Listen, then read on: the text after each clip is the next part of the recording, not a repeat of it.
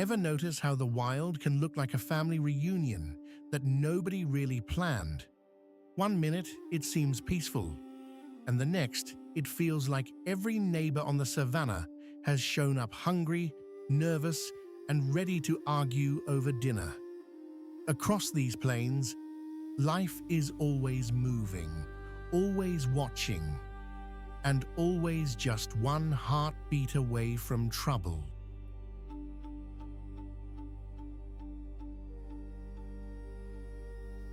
In this story, we'll follow lions, their rivals, and the many animals that have learned to live with them. There will be chases, close calls, and moments that can change in a flash. Some scenes are harsh, some are beautiful, and all of them are unforgettable. So settle in and come walk the wild with us. And before we begin, say hello in the comments and tell us where you're watching from.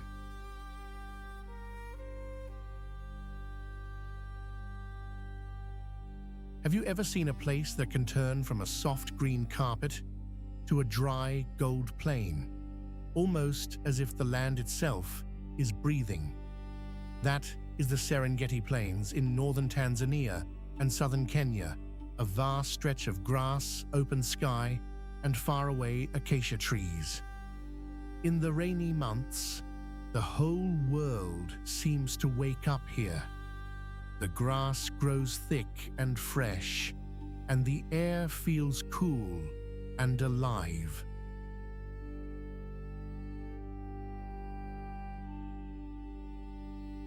Birds call from the brush, hooves drum in the distance, and every patch of shade seems to hide a story. This is home to lions, zebras, wildebeest, gazelles, leopards, hyenas, and many more. It is a land built on motion, on hunger, on new life, and on the constant tug between hunter and prey.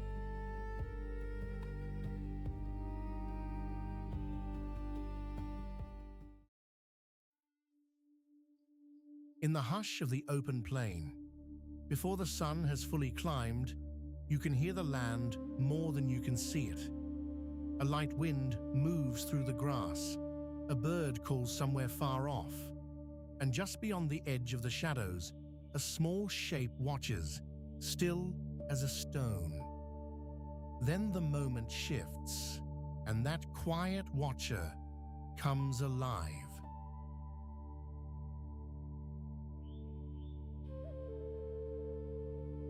The black-backed jackal lives across much of eastern and southern Africa, including the Serengeti and dry grasslands where every meal matters. It may be small compared with lions and hyenas, but it is clever, quick, and always alert. This is a survivor that makes a living by keeping its eyes open and missing very little.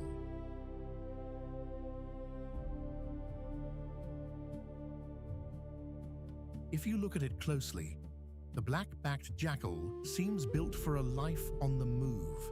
It has a slim body, long legs, and a narrow face that gives it a sharp, fox-like look.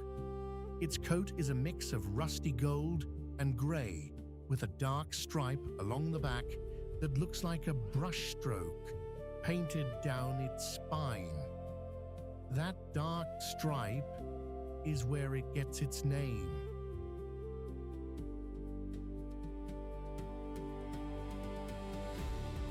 Its tail is bushy, almost like a bottle brush, and the tip is often darker too.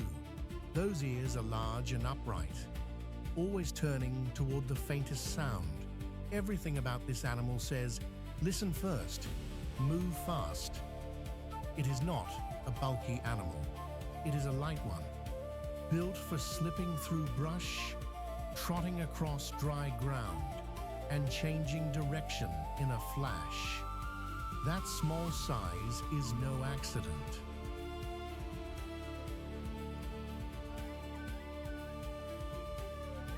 In a world filled with bigger hunters, being quick and flexible can matter just as much as strength. The black-backed jackal spends much of its day searching. It eats almost anything it can find. Small mammals, insects, birds, eggs, fruit, and scraps left behind by larger hunters all have a place on its menu. It is also known for taking advantage of opportunity.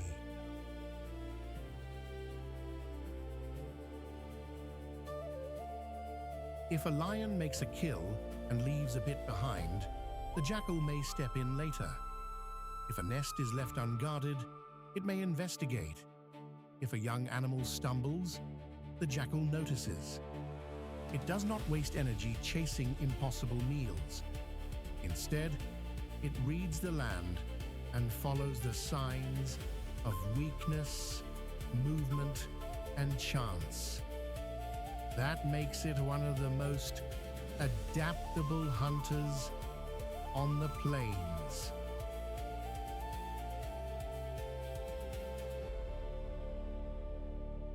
It can hunt alone, but it often works in a pair, especially a mated pair that stays close through the year. These partners share territory and keep watch over it together. They raise their pups in a den, usually hidden in a burrow or tucked among rocks and thick grass.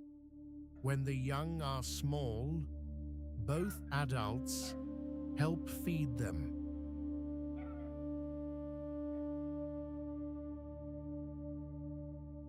The pups stay hidden at first, then begin to emerge, tumbling after one another and learning the sounds of the world around them.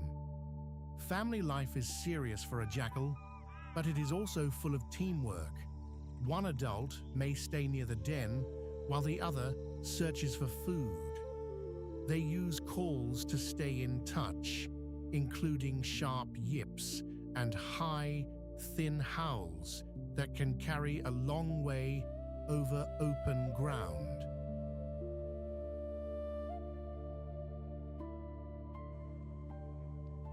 These sounds help them warn off rivals, call to a mate, and keep track of their young. And that family bond matters because jackal pups face plenty of danger. Eagles, hyenas, and even large cats can all be threats. In a landscape like this, safety is never guaranteed. That is why the black-backed jackal's watchfulness is so important.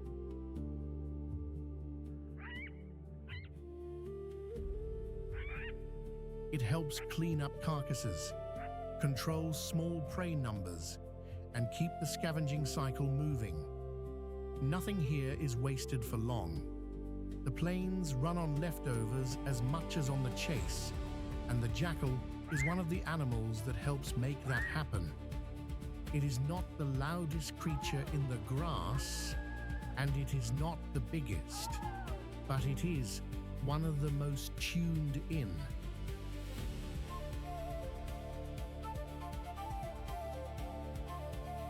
It notices what others overlook, and that is a powerful skill in the wild.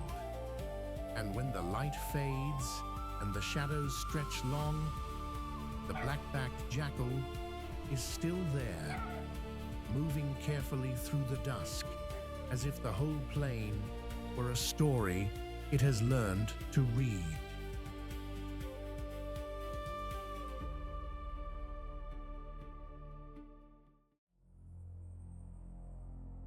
Have you ever watched a whole crowd move as one, like a river with legs? That is the feeling the plains give you when the wildebeest arrive. The dust rises, the grass bends, and the air seems to hum with nervous energy. One wrong step can mean trouble, and every sound matters. These animals may not look polished or graceful at first glance, but they are built for a hard life on the move.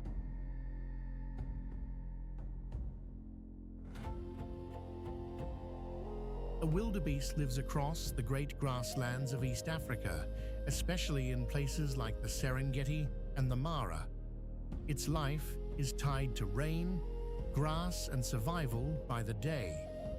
And once you meet it, you start to see why it is one of the wild's great travelers.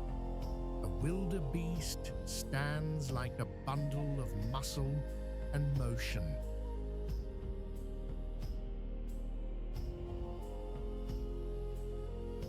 The front end seems heavy and powerful, while the back legs look made for sudden action, like the parts of two different animals joined together. Its head is broad, with a face that can seem almost shaggy and serious at the same time. Dark hair hangs along the neck and chin, giving it a rough, weathered look.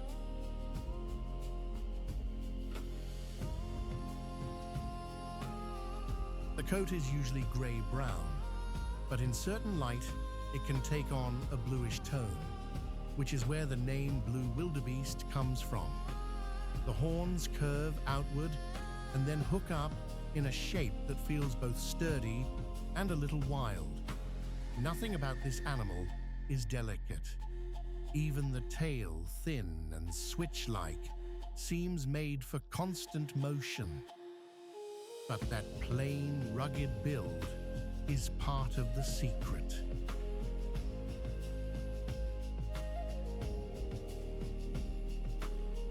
It is a body made for long miles, quick decisions, and life in a crowd.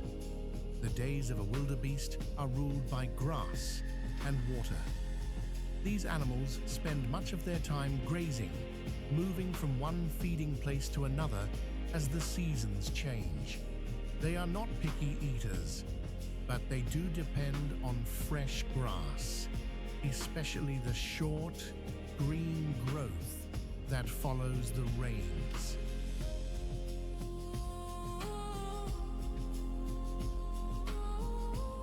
That is why the Great Migration matters so much. When the plains turn rich and green, the herds spread out and feed. When the land dries, they gather again and move on. It is a giant search for food that never really ends. And it is not just about eating. It is about timing. Too early, and the grass is not ready. Too late, and the land starts to dry out.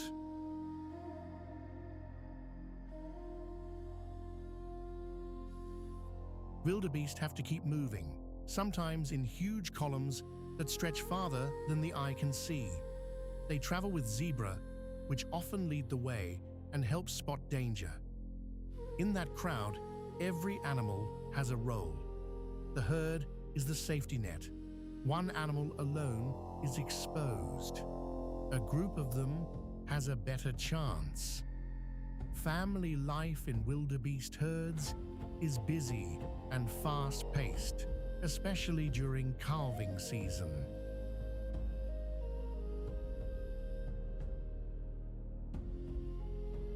The mothers give birth in a short burst of time, so there are many newborns all at once. That means predators are never far behind. A calf has to get on its feet quickly and fast. There is no long waiting around. Within minutes, it must be ready to move with its mother and the herd. Mothers are alert and protective, and they stay close to their young when they can. The herd itself also helps.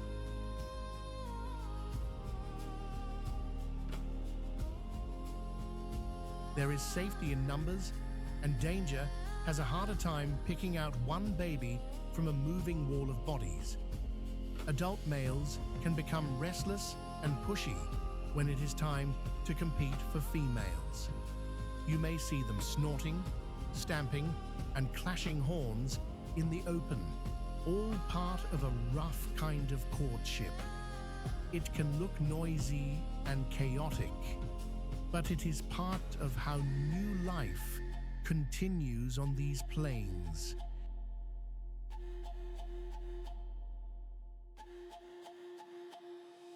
Wildebeest matter in a big way because they help shape the whole grassland. They eat grass, they move seeds, and they feed many other animals through the chain of life. Lions, hyenas, crocodiles, and other hunters all depend on them at different times of year. When wildebeest are healthy and moving with the rains, the whole system stays in balance.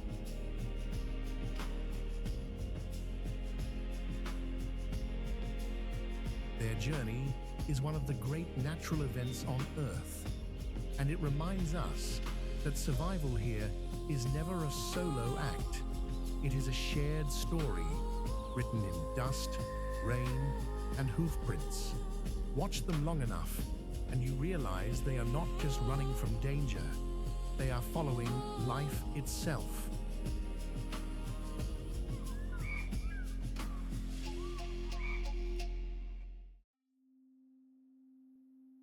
People sometimes think the cleanest thing in the wild is a sunrise over the grass, but out here, another kind of cleanup crew comes drifting in on wide black wings. The air buzzes with flies. The ground tells a story no one wants to read too closely. Then, almost without a sound, the sky fills with dark shapes circling overhead.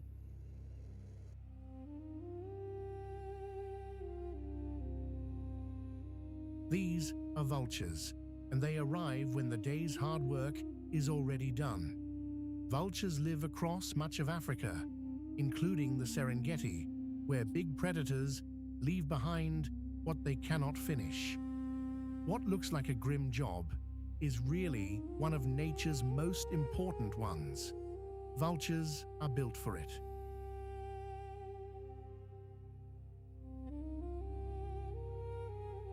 Their bald heads, broad wings, and sharp eyes make them perfect scavengers, always ready to turn death into another part of life's cycle. A vulture is not a hunter in the usual sense. It is a patient witness to the feast after the fight. Look closely, and you will see a bird that seems almost made for the business of leftovers.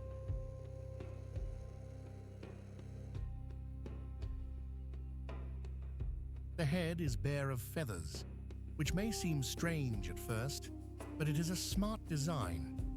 When a bird digs into a carcass, a feathered face would quickly become messy. The bare skin stays cleaner. Their hooked beaks are strong and curved, made for tearing tough meat and pulling it apart. Their wings are long and wide, shaped for soaring more than flapping.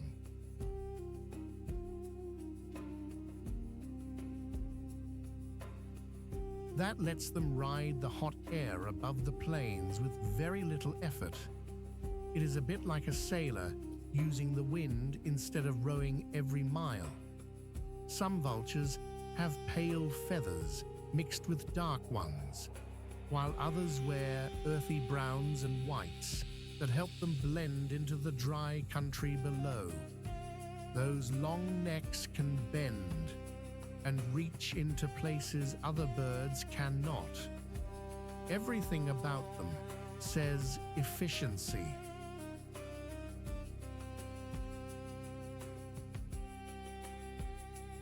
Nothing is wasted. Vultures spend much of their day soaring, scanning, and waiting. They can spot food from high above, especially when other scavengers or predators are already gathering. Often, one bird will notice the beginning of a meal, and soon others will join in. It is a simple system, but an effective one. They do not need to make the kill themselves.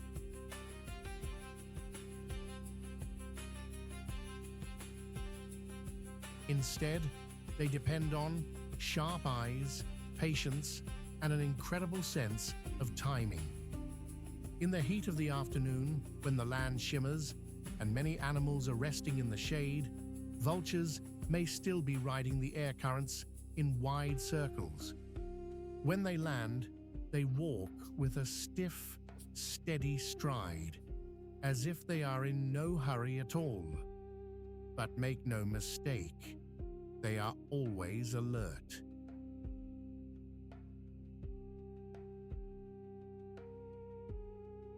A carcass on the plains does more than feed vultures. It also keeps disease from spreading. By stripping away remains quickly, these birds help the land stay healthier for the many animals that share it. That makes them quiet guardians of the savannah, even if few people think of them that way. And they are in trouble in many places.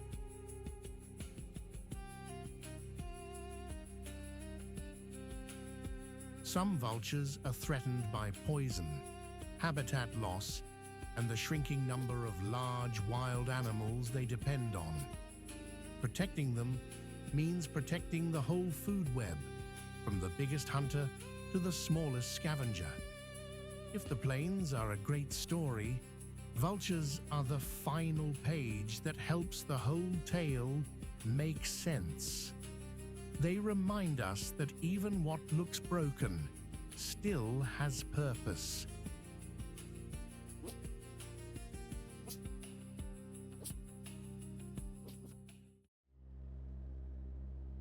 For a moment, the Serengeti looks almost ordinary. Then you hear it. Not the dry scrape of dust and grass, but the soft slosh of water shifting through reeds, the low croak of hidden frogs, and the thin whistle of birds moving overhead.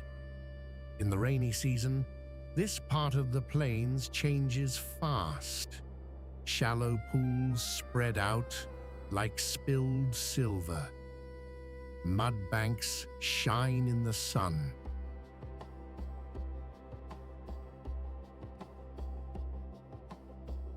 Tall sedges sway in the wind, and the air feels cooler, damp, and alive. These wetlands are a lifeline for everything nearby. Herons stalk the shallows. Hippos wallow in the deeper water. Buffalo, zebras, wildebeest, and gazelles come here to drink, feed, and rest. It is a beautiful place, but it is also a place of waiting.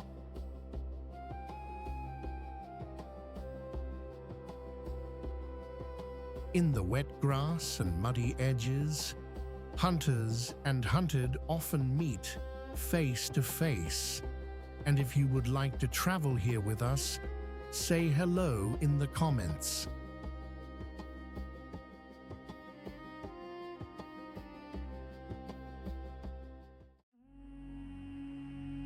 The water goes still for a moment, like the whole river is holding its breath. Then comes a low grunt from the dark edge of the pool, and the surface breaks with a ripple broad enough to shake the reeds. Out here, even the quiet feels heavy.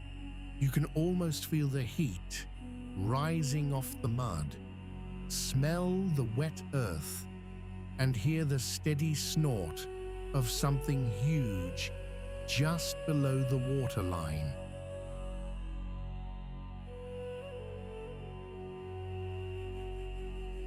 That is when the hippo appears.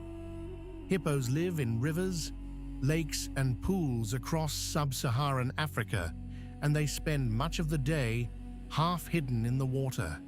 They may look slow and sleepy, but they are full of surprises. A hippo can weigh as much as a small truck, yet it can move with sudden force when it needs to. Up close, a hippo looks like a tank built for the water.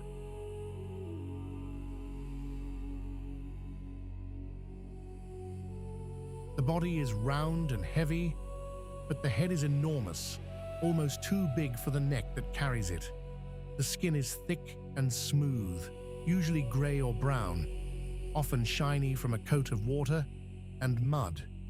The eyes, ears, and nostrils sit high on the head, which lets the animal stay mostly submerged while still watching, breathing, and listening.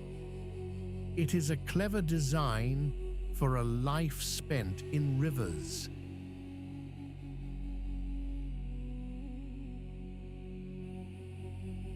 When the sun is high, hippos rest in cool water to keep from overheating. They can hold their breath for several minutes and often sink almost completely under, with only a little part of the face showing above the surface. At night, they leave the water and head onto land to graze. They eat grass, and lots of it.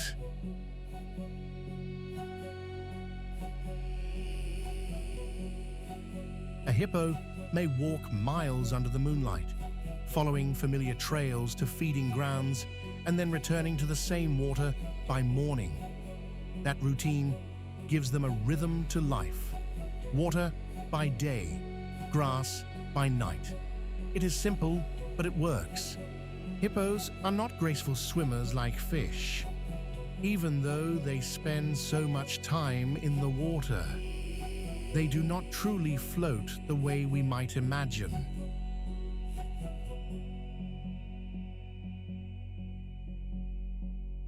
Instead, they push and glide along the bottom or move through shallow water with surprising speed. On land, they are even less at ease. Their short legs and heavy bodies look almost awkward beside the elegance of antelope or zebra. But do not let that fool you. Hippos are strong, and they can be dangerous when they feel crowded or threatened.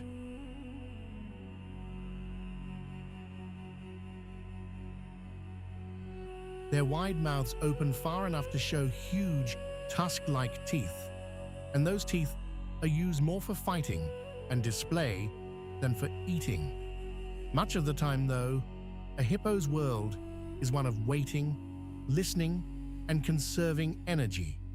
In the heat of the day, a whole pod may crowd together in a river bend, with calves tucked safely between adults.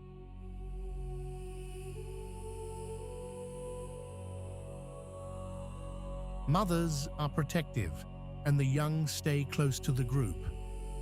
They learn early that safety comes from staying near the water and near one another. Hippos communicate with grunts, snorts, and even underwater sounds that carry through the river like distant rumbles. It is a busy social world, even when they seem still. And that stillness matters.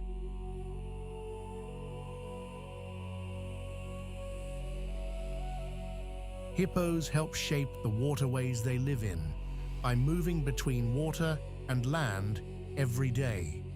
Their grazing paths open routes through grass, and their bodies churn up shallow pools, keeping the riverbanks changing and alive. They are part of the great daily work of the wetland, and without them, the scene would feel very different.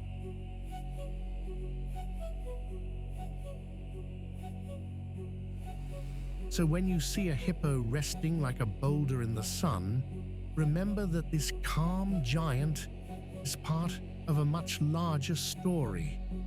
In the wild, even the quietest moments are full of life, and sometimes the most powerful animal in the water is the one barely moving at all.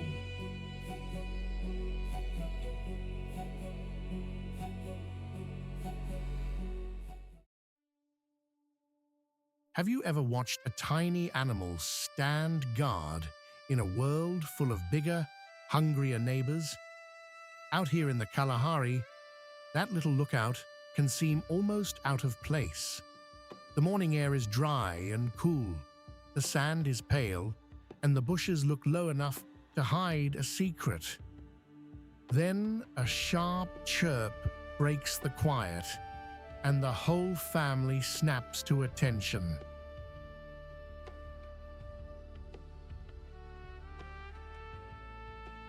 Meerkats live in the Kalahari Desert and nearby dry places across southern Africa. They are famous for their teamwork, their quick ears, and the way they take turns watching for danger while the others go about their day.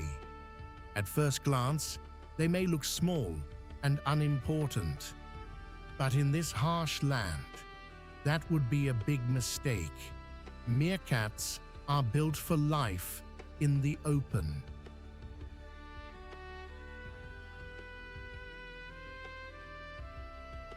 Their slender bodies and long tails help them balance, while their dark eye patches cut down the sun's glare like little sunglasses.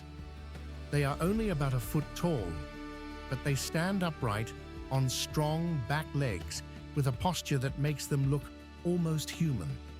Their fur is sandy brown with darker bands across the back, which helps them blend in with the dry ground and scrub.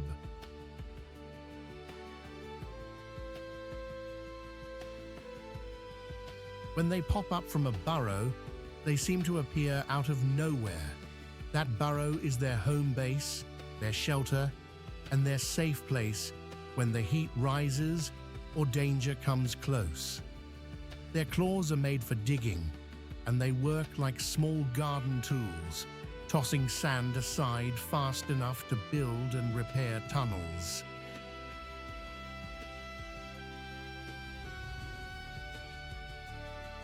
Those underground homes can have many entrances and twisting passages, offering the family a cool place to sleep and a quick escape route if a hawk, jackal, or snake shows up. Meerkats spend much of the day searching for food. They eat insects, beetles, spiders, scorpions, small lizards, eggs, and sometimes roots or fruit when they can find them. They are not picky, and in the desert that helps.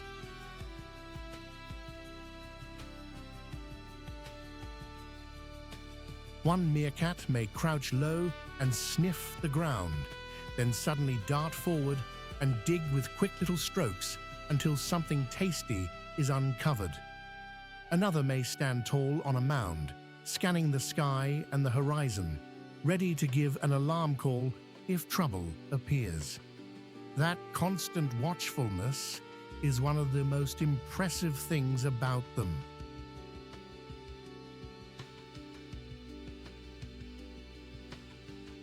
A meerkat group is a real family, often made up of parents, older youngsters, and helpers that all pitch in. The adults do not simply leave the young ones on their own. Babysitting is shared, feeding is shared, guard duty is shared.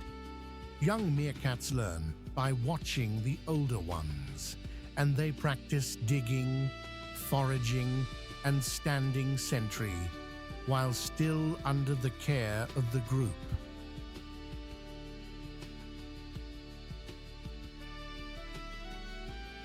They talk to one another with a wide range of sounds, from soft purrs and chirps to sharp warning barks.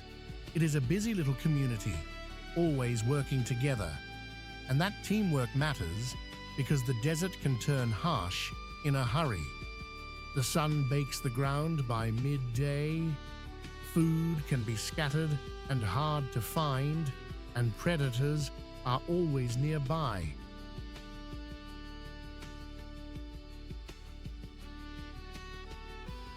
Meerkats help keep insect numbers in check, and they also help the land in small but important ways by digging and turning over the soil.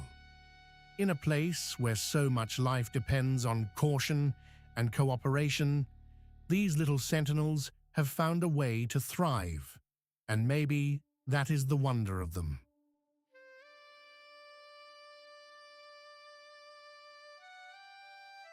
In a land that looks empty at first glance, they remind us that even the smallest lives can be full of courage.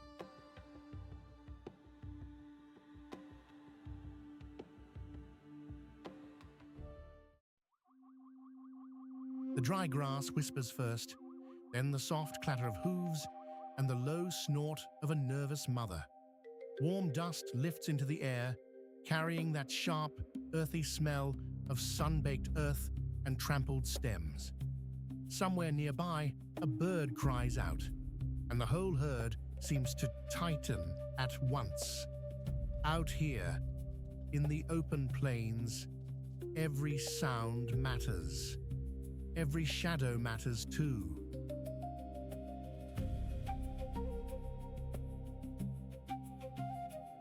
This is the world of the zebra, one of the most familiar faces on the African grasslands, and one of the most important. It lives in big herds, moves with the seasons, and survives by staying alert. At a glance, it seems almost painted by hand, but there is much more to it than stripes. Zebras are built for long marches, quick escapes, and family life on the run.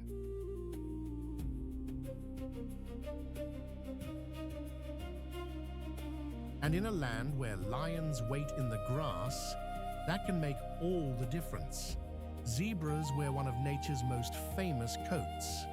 Those black and white stripes are bold, clean, and impossible to forget. Up close, the pattern is not random at all.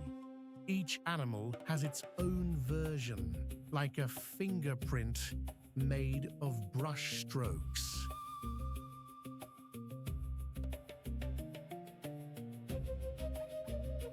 Their bodies are sturdy and muscular, with strong legs and hard hooves that can carry them for miles. A zebra is not small, but it does not look heavy either.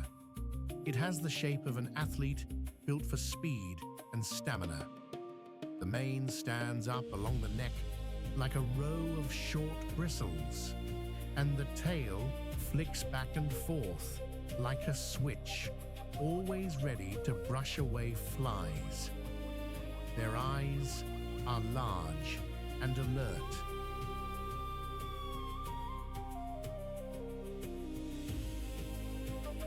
Their ears turn easily, catching every rustle in the grass. Even in a crowded herd, you can almost feel how tuned in they are to the world around them.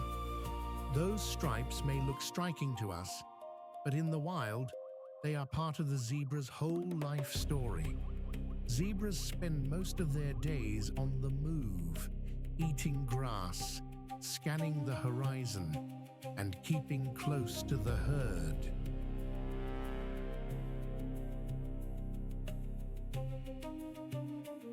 They are grazing animals, and they can handle tougher, taller grass than some of the other travelers on the plains.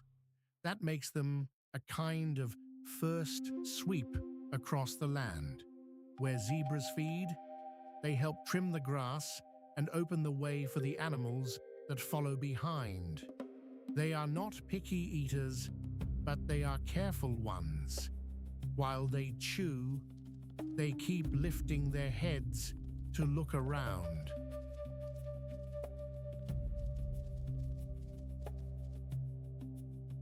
One ear may point forward, another may swivel back. It is a constant check on the world. If danger appears, the herd can move quickly, all at once, like a single body made of many legs. Their strength is not in fighting. It is in noticing first and moving fast. And when the heat rises, zebras still keep going.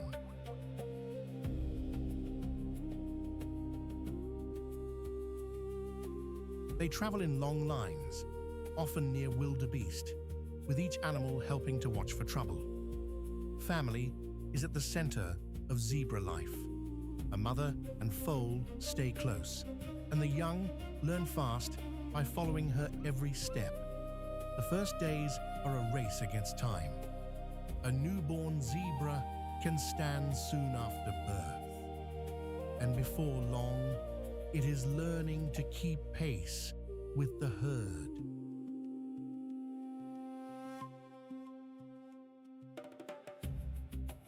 A mother licks her foal to clean it and help it remember her scent. That bond matters. In a crowded herd, with bodies shifting and tails flicking and dust swirling all around, scent helps a mother and baby stay connected. Zebras also talk to one another with body language, ear position, and sharp sounds that carry across the grass. Their lives are social, and that is no accident.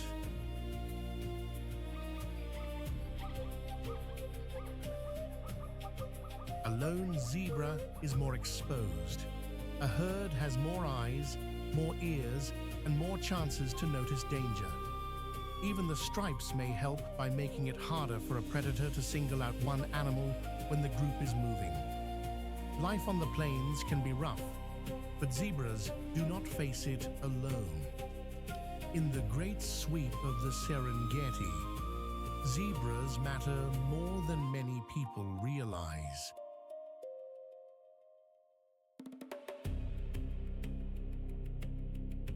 They help shape the grassland simply by grazing and moving in great numbers. That feeding pattern supports other animals that come behind them. Their travels also help spread life across the plains, one step at a time. And of course, they are part of the food chain that keeps the whole place in balance. Lions, leopards, and hyenas all know where to look when zebra herds are nearby.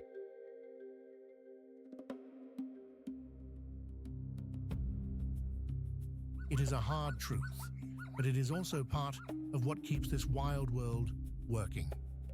The zebra is not just a survivor. It is a guide, a witness, and a steady part of the rhythm of the plains. And when you watch one stand in the wind, ears up and eyes bright, it is hard not to feel a quiet respect. A zebra may look like a simple pattern from a distance.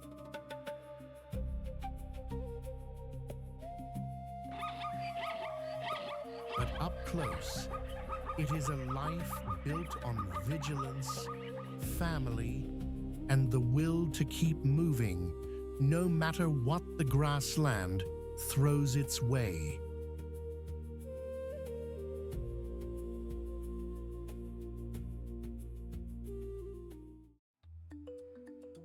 If the Serengeti is a crowded street at rush hour, then the Kalahari is the opposite, a place where the traffic is mostly wind, and even that seems to be in no hurry.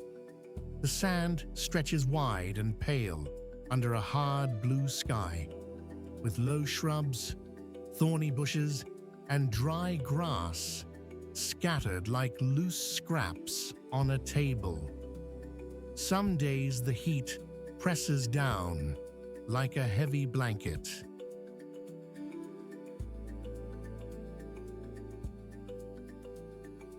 Other days the air is cool and still, and the silence feels almost bigger than the land itself.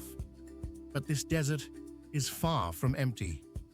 Meerkats stand watch from sandy mounds, servals slip through the grass, black-backed jackals patrol the open ground, cheetahs use the space to run, and vultures circle high above, waiting for whatever the wild leaves behind.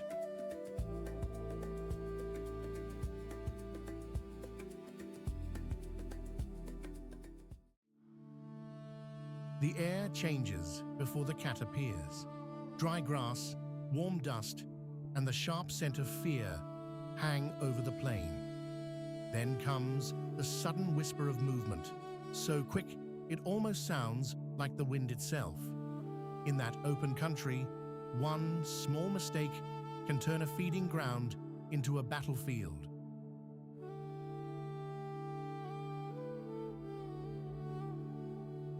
Meet the cheetah, the fastest land animal on Earth, built for speed and made for life on the wide grasslands of Africa. These sleek hunters depend on clear views, room to run, and a burst of power that can settle a chase in seconds. At first glance, The cheetah looks almost fragile compared with the heavier cats.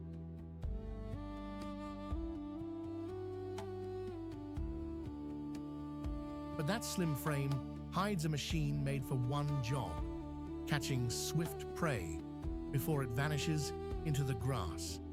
Everything about this animal points to speed, from its long legs to its narrow body and flexible spine. A cheetah's days are shaped by patience. It spends long hours resting in the heat, watching, waiting, saving its energy for the right moment. When it does rise, it moves with purpose.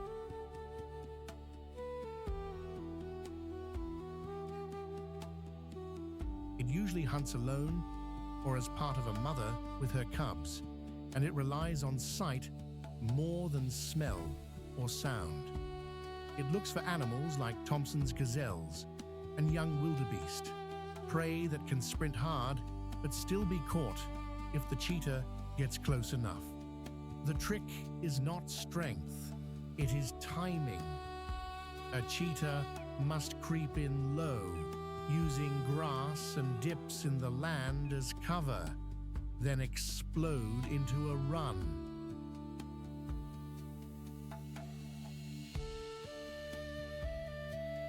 That chase is short, often less than a minute, because speed comes at a cost. A cat can overheat fast, and if the prey escapes the first rush, the hunt may be over. So the cheetah lives by careful choice. It does not waste energy on big fights it cannot win. It avoids lions, leopards, and hyenas whenever it can, because these bigger, stronger rivals can steal a meal in an instant.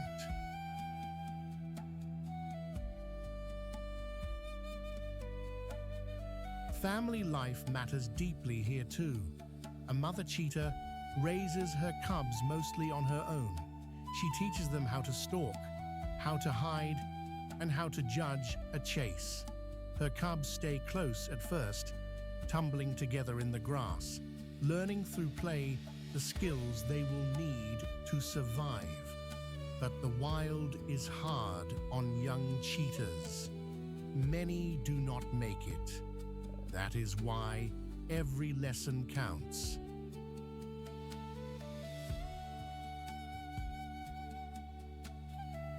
A cheetah's body tells the whole story. Its coat is covered in black spots, like drops of ink scattered over gold. Dark tear marks run from the eyes down the face, almost like racing stripes, and many people believe they help cut glare from the bright sun. The body is light and slender, with a small head, long tail, and deep chest.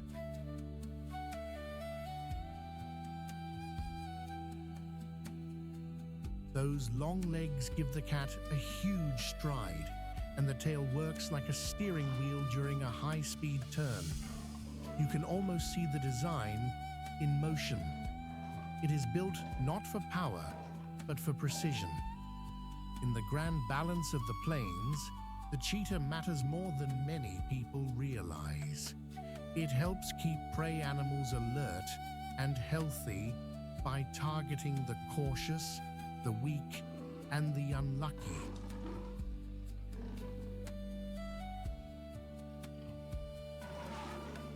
And because it needs large open spaces, it is also a sign that the grasslands are still healthy enough to support fast life. That makes protecting it important. When open land is broken up by fences, farms, and roads, the cheetah loses the room it needs to hunt and raise young. Seeing one race across the savannah is like watching lightning touch the earth.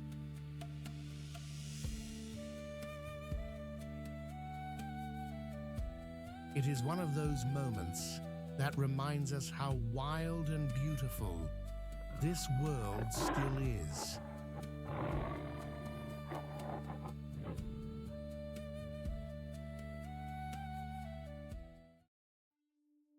The grass goes still for a moment. Then it twitches.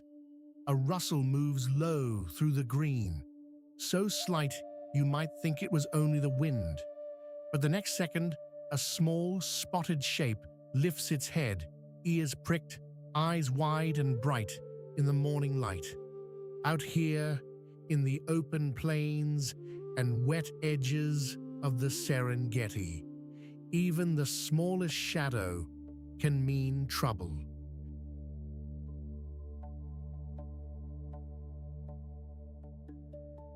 This is where patience, silence, and a pair of powerful ears can make all the difference. Meet the serval, a long-legged wild cat that lives in grasslands, marshes, and reed-filled country across much of sub-Saharan Africa. It may not be the biggest hunter on the plain, but it has one of the most impressive sets of tools in the wild.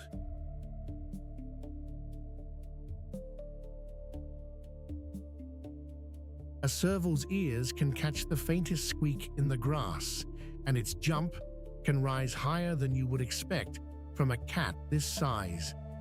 At first glance, the serval looks almost too delicate for such a rough world. But every inch of it is built for life among reeds, rodents, and sudden danger. Its legs are long and slim, like a runner's.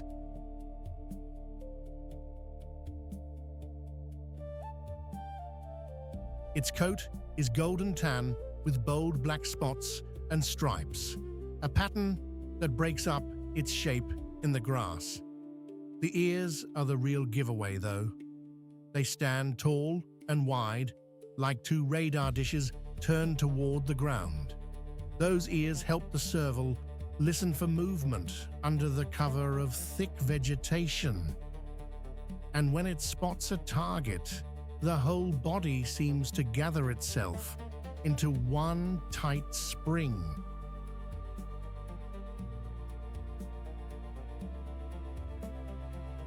Its back legs are especially strong, made for launching upward in a flash.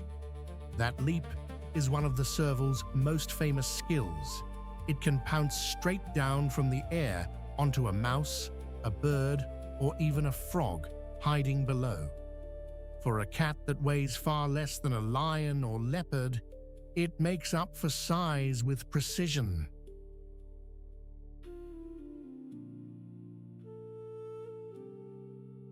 The serval spends much of its day moving alone through tall grass, hunting mostly small animals.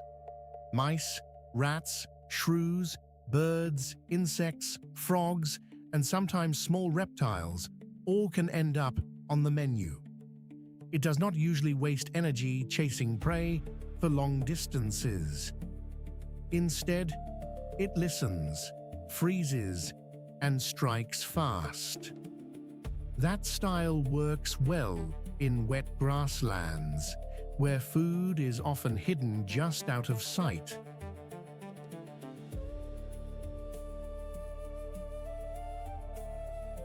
The serval also likes places with water nearby, because those spots draw in the animals it hunts.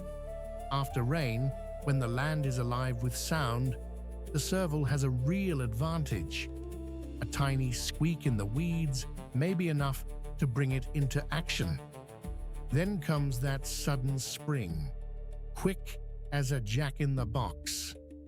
One moment, it is crouched low.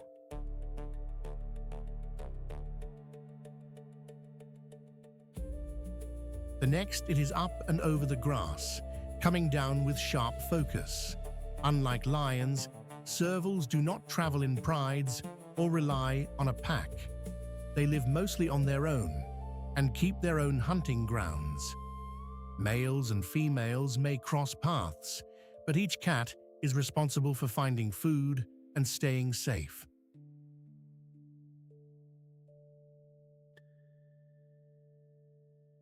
When a female raises young, she does it alone, hiding the kittens in thick cover and moving them if danger comes close. The kittens are born helpless, with closed eyes and soft coats, and they stay tucked away for weeks before they are ready to follow their mother. As they grow, she teaches them the quiet art of survival, how to listen, how to wait, and how to pounce.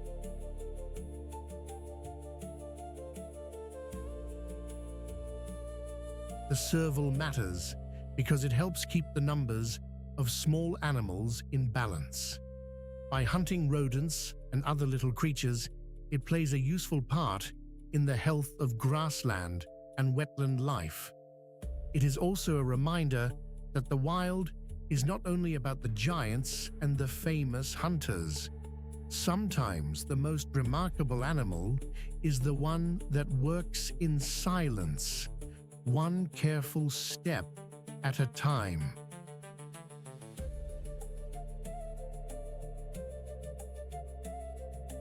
And when the grass moves just a little too neatly, you may be looking at a servant of the shadows, built for the hunt.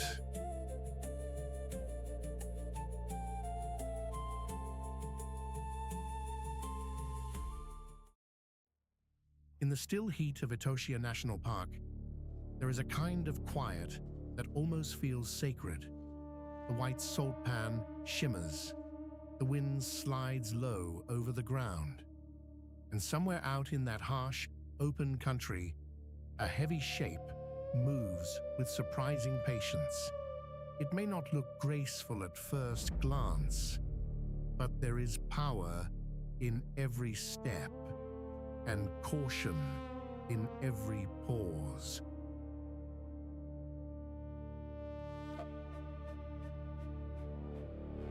This is the black rhinoceros, one of Africa's most impressive animals, built for a land where water is precious and danger can appear fast. It lives in dry bush country and open woodland, where thorny plants and scattered shade offer just enough cover. What stands out most is that bold horn and the tough little upper lip that helps it feed on leaves and twigs.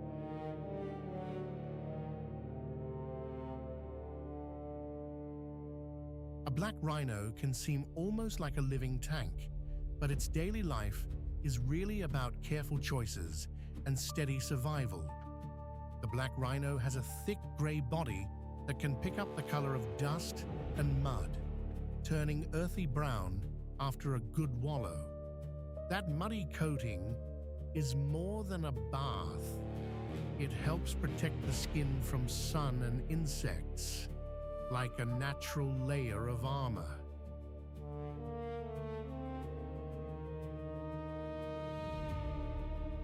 Up close, the animal looks rough and ancient, with deep folds in its skin and a face that seems carved from stone. But there is also a strange delicacy to it.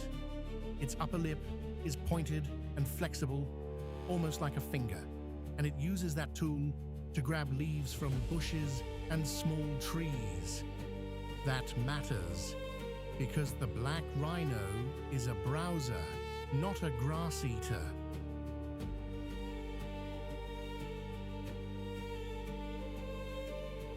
It spends much of its day moving from plant to plant, taking careful bites from branches, shoots, and tender growth. It does not need to stand at water all the time because it can get much of what it needs from the plants it eats. Still, when it does find mud or a good water source, it makes the most of it. In a dry place like this, every green mouthful counts.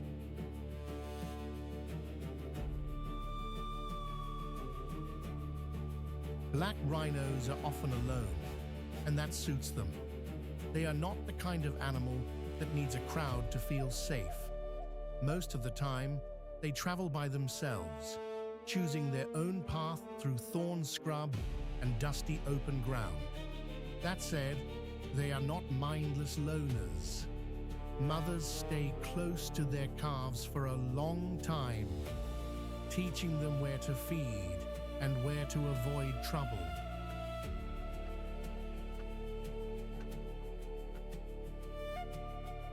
A young rhino follows its mother like a shadow, learning the land piece by piece. These animals also communicate in quiet ways. They leave scent marks, use sounds, and follow familiar routes through their home area. Even when they seem silent, they are always reading the world around them. This is a creature that survives by knowing when to move, when to stop, and when to turn aside.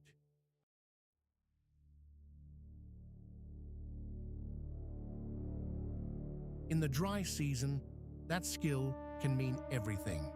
The black rhino matters because it helps shape the bush it lives in. As it feeds, it trims shrubs and opens up patches of vegetation, which can help other plants grow and make paths for smaller animals.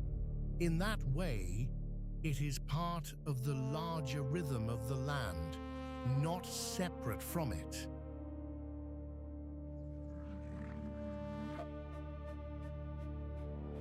Sadly, black rhinos have faced serious trouble from poaching and habitat loss, and many populations have dropped hard over the years. But there is hope in the work being done to protect them. Rangers, reserves, and conservation teams are helping keep these animals safe. Seeing a black rhino in the wild still feels like seeing a piece of deep time walk past.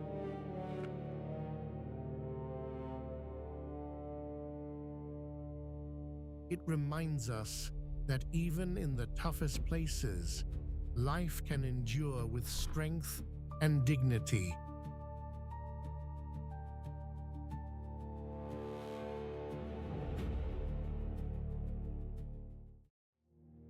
Welcome to Etosha National Park in Namibia, where the land can feel almost otherworldly. Out here, a broad white salt pan stretches to the horizon, shining under a hard, bright sun. The air is dry and still, and every step seems to crunch with heat. In the dry season, the whole place tightens around a few precious water holes, and that is where life gathers.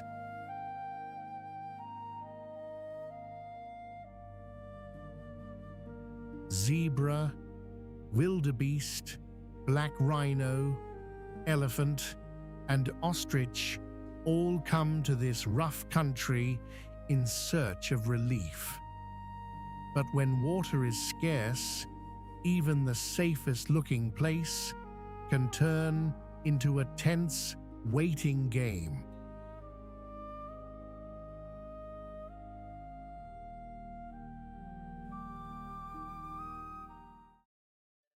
You might not expect a pig with a helmet of warts and a face full of tusks to be one of the toughest survivors on the plains. But out here, toughness matters more than beauty. In the dry grass and thorny scrub of Africa, the warthog keeps moving, keeps digging, and keeps outlasting the heat.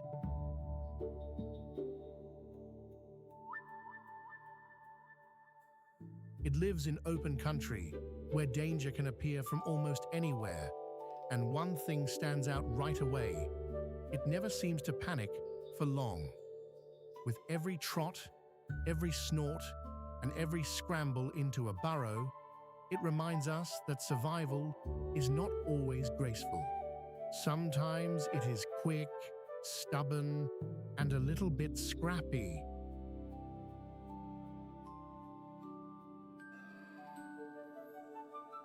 Warthogs live across much of sub-Saharan Africa, and they are built for a life that can turn rough in a hurry. They are famous for their tusks, their speed, and their habit of backing into their burrows so they can bolt out fast if trouble shows up behind them. At first glance, a warthog may look comical, almost like a character from a storybook.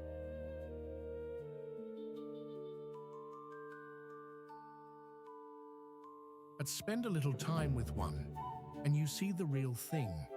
A sturdy body, long legs made for running, a face that looks armored and alert.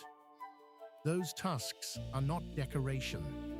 They are tools and weapons, curved reminders that this animal is not easy to push around.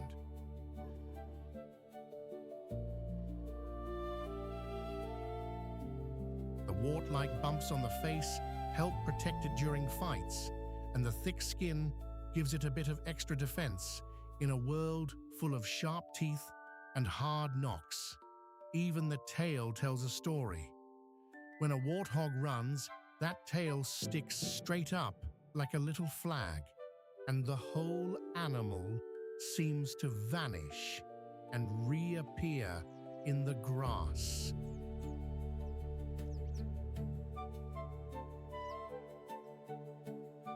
Warthogs spend much of the day feeding on grasses, roots, berries, and fallen fruit. They kneel on their front legs while grazing, which is why their elbows often get dusty and worn. They are not picky eaters, and that helps them get through dry spells when food is harder to find. They also love mud. A good wallow cools the body, coats the skin, and helps keep biting insects at bay.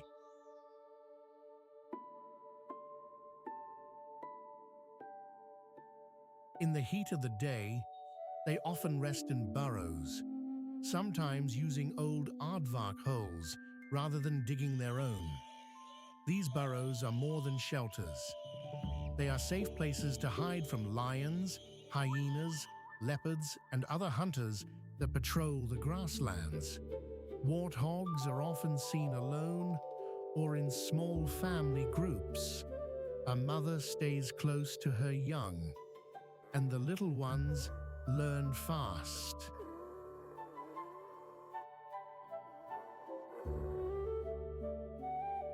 When danger comes, there is no long debate. They sprint for cover, often with surprising speed, and they can turn a burrow into a tiny fortress in seconds. Family life is all about timing, caution, and knowing when to stay still. The mother keeps her piglets close, and they follow her through the open country, learning where to feed and where to vanish.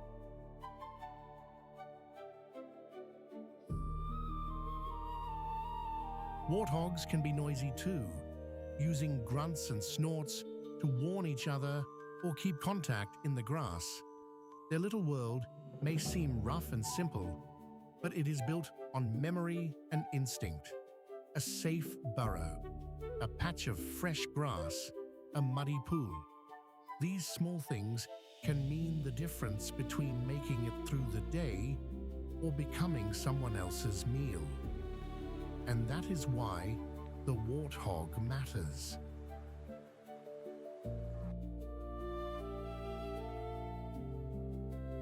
It helps trim the grass, turn the soil, and spread seeds as it moves. It is part of the plains' daily work, helping keep the land alive in quiet ways. There is something wonderful about a creature that can look so plain and live so cleverly.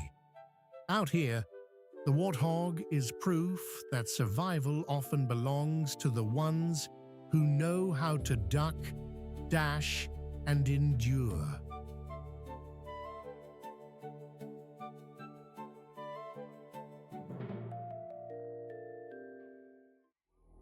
Here's a surprising fact. A Thompson's gazelle can run faster than a lion can sprint. That sounds like it should be a sure win, doesn't it?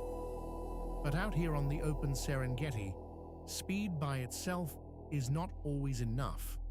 One wrong step, one moment of doubt, and the chase can turn in an instant.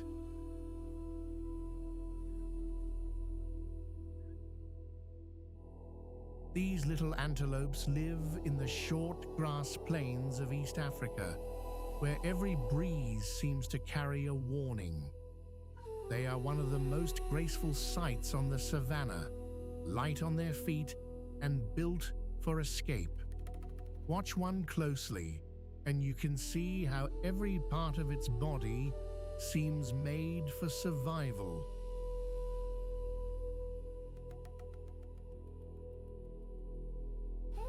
Thompson's gazelles live in the Serengeti and nearby grasslands, often in small groups where many eyes are better than one. Their black side stripe and bright white rump make them easy to spot, even from far away. At first glance, they look delicate, but that impression does not last long.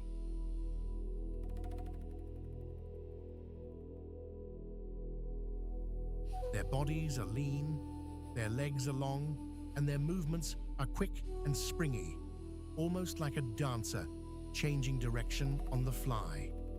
They do not waste energy. Everything about them is trimmed down for life in the open. Their coat is a warm tan above and pale below, which helps them blend into dry grass and dusty light.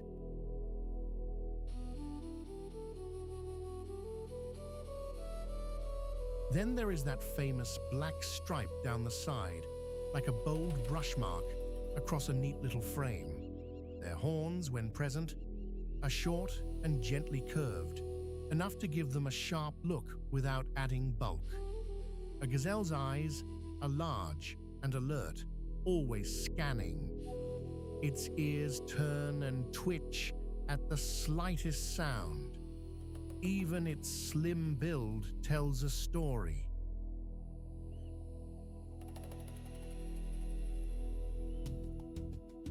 This is an animal that must notice danger early and leave fast. When it starts running, the body seems to turn into motion itself, and that speed matters every single day. Thompson's gazelles spend much of their time grazing on short, fresh grass, especially after the rains, when the plains open up and new growth appears. They are picky in a practical way.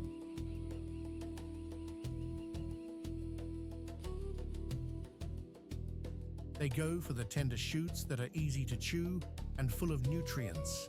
That is one reason they often follow behind larger grazers like zebras and wildebeest, who trim the grass and leave behind the best bites. Life for a gazelle is a constant balance between eating and staying alert. They nibble, lift their heads, listen, and nibble again.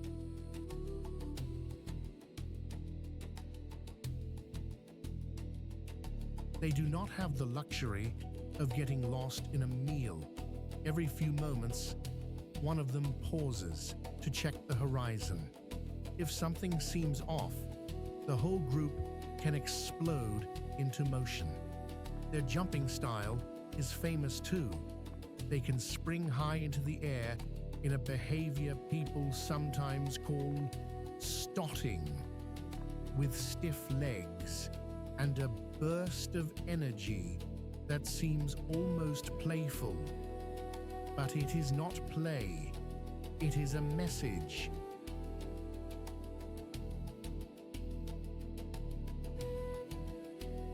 It says, "I see you, I am ready, catch me if you can." That message can confuse or discourage a predator, and sometimes it buys just enough time for the gazelle to get away. Family life in a gazelle herd is built around caution and quick decisions. They usually move in groups, sometimes small, sometimes larger, depending on food and safety. There is comfort in numbers.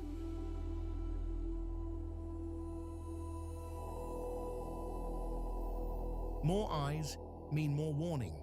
More bodies mean a better chance that one animal will notice danger before the others do. Mothers keep a close watch on their young, and calves learn fast. They need to. In a world like this, The young cannot afford to be helpless for long. Soon after birth, they are already on their feet and moving with the herd.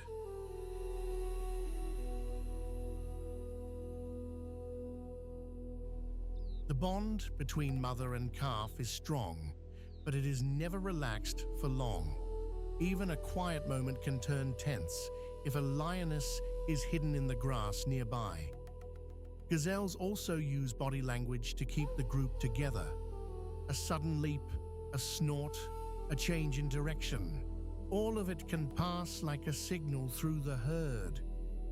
Why do they matter so much?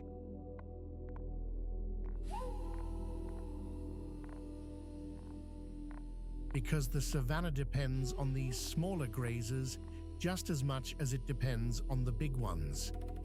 They help shape the grassland, and they also feed many hungry hunters, from lions to cheetahs and jackals.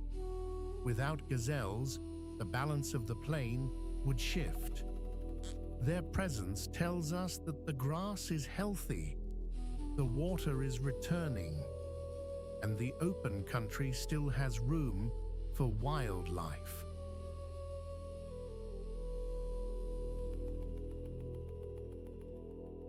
They are small, yes, but they are far from unimportant. In fact, they are one of the living pulses of the Serengeti, and that is the beauty of them. So much life packed into such a light, quick frame, so much grace in a world built on speed. And when a gazelle flashes across the plain, it feels a little like watching hope outrun fear.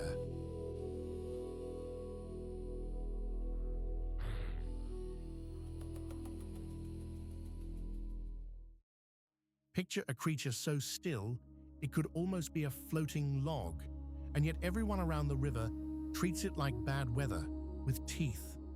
The water looks calm. The mud looks soft. But under that surface, danger is lying in wait.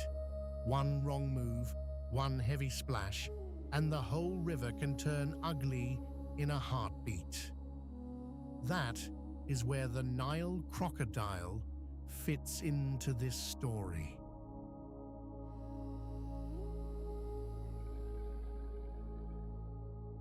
It lives across much of sub-Saharan Africa, along rivers, lakes, and marshes. And with its armored body and silent patience, it has become one of the most feared animals in the water. The Nile crocodile is the heavyweight ambush hunter of African rivers, built for waiting, watching, and striking when the moment is right. At first glance, it can seem almost lazy.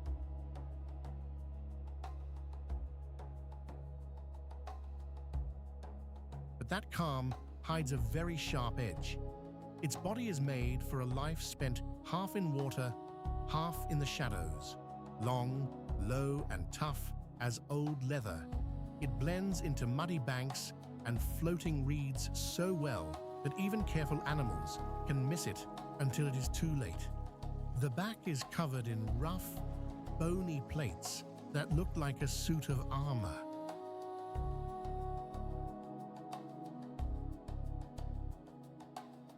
Its tail is thick and powerful, like a giant paddle, and it can whip through the water with shocking force. The head is wide and flat, with eyes and nostrils set high on top, so it can watch the world while nearly all of its body stays hidden. And that mouth, well, it is built like a trap. Rows of sharp teeth line the jaw, and when those jaws shut, they shut with frightening strength.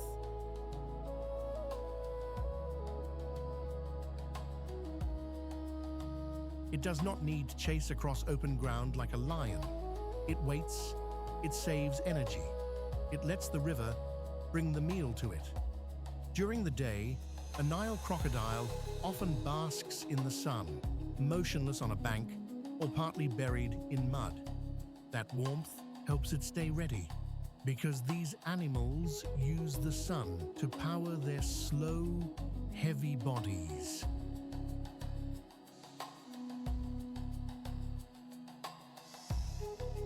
When it gets too hot, it slips back into the water, where it can drift almost like a shadow. Most of the time, it is not in a hurry. That is part of its success. A crocodile can go a long time between big meals, so it does not waste effort. It is patient enough to let a thirsty herd come to the river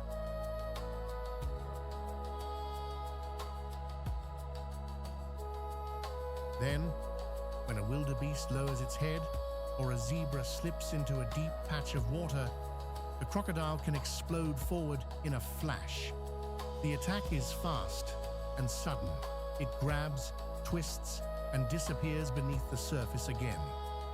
Not every hunt works, of course, but the crocodile only needs one good chance to make a very large meal.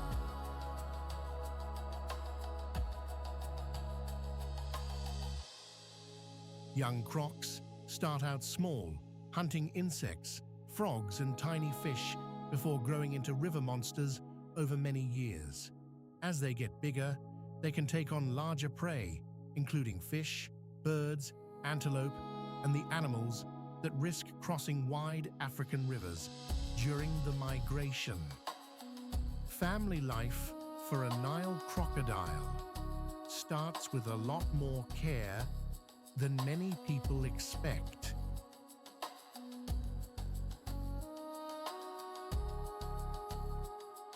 The female builds a nest from grass and soil and lays her eggs there, often in a warm, hidden spot near the water. She guards that nest closely. When the eggs are ready to hatch, the babies begin to make faint sounds from inside the shells, and the mother helps open the nest. She may even carry the tiny hatchlings gently in her mouth down to the water. It sounds rough, but it is careful work.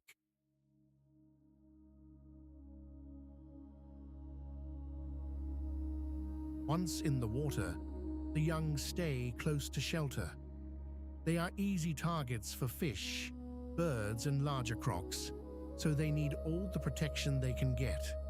The mother may guard them for a while, but the river is a dangerous place, and survival is never simple. That is why crocodiles are so important to this world.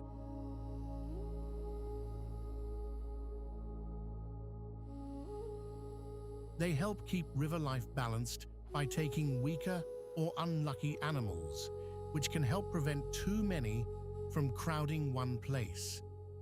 They are also part of a much older African story, one that has played out beside rivers for millions of years.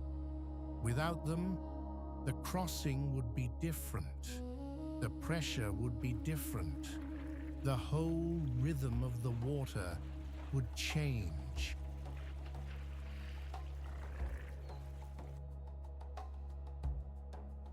And then there is the moment when the river fills with panic. The sun is dropping low. The water is darkening. Hooves pound the bank.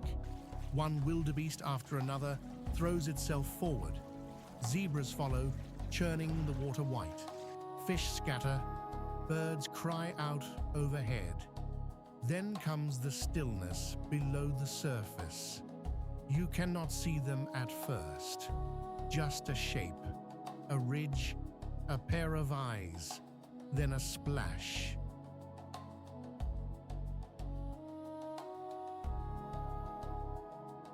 The river erupts. A crocodile has launched, and now everything turns wild. Bodies press forward. Others try to turn back. But there is no turning back once the crossing has begun. The current pulls. The animals shove. A zebra stumbles, rights itself, and kicks hard for the far bank. Another animal vanishes in a swirl of mud. The water boils with movement.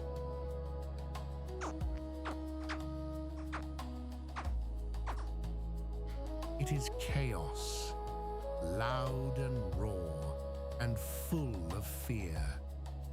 And yet, in the middle of all that struggle, the river keeps doing what rivers do. It carries life. It tests life. It demands respect.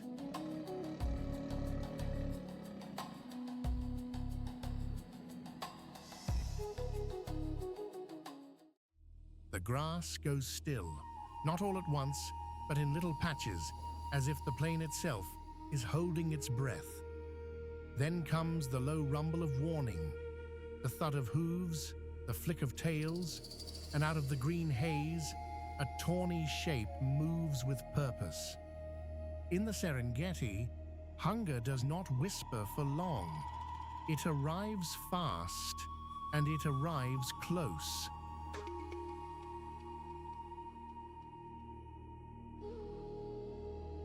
This is the lion, the ruler of the pride, and one of the most feared hunters in Africa.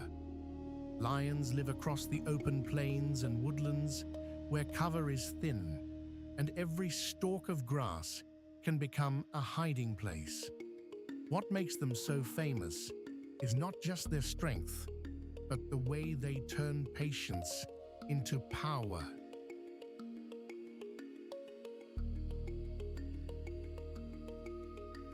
A lion can sit almost motionless, watching, waiting, and then explode into action in a heartbeat. If you have ever seen a storm roll across a field, you know the feeling. Quiet first, then all at once, the whole world changes. A lion's body is built for that change. Thick shoulders, heavy muscles, and a broad head give it that deep, solid look of something made to push through trouble.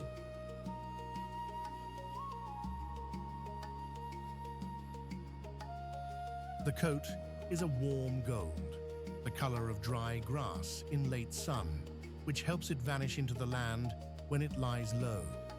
The mane of a male is impossible to miss. It frames the face like a dark collar and makes him look larger than life. But it is not just decoration.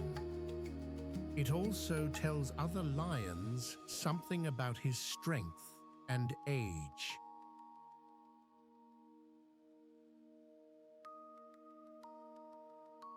Under that mane is a powerful animal, but also one that can overheat easily. That is one reason males often leave the longer chases to the lionesses. The females are the true workhorses of the pride. They are lighter, quicker, and better suited to slip through grass and bring down prey together. A pride is usually made up of related females, their cubs, and a few males who defend the group.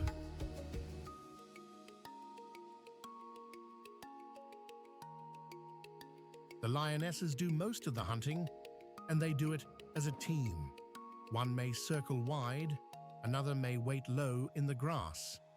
Then, at just the right moment, they close in like pieces of a trap, snapping shut.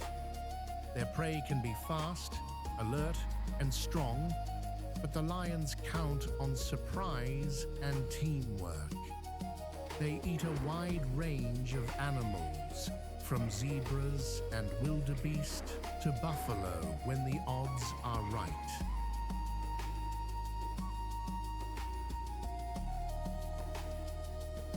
And when food is scarce, lions will also scavenge, even feeding on carrion left behind by others. Life on the plains is never gentle for them, especially for mothers. After giving birth, a lioness must care for tiny cubs while her own body is still recovering. Yet she cannot simply rest.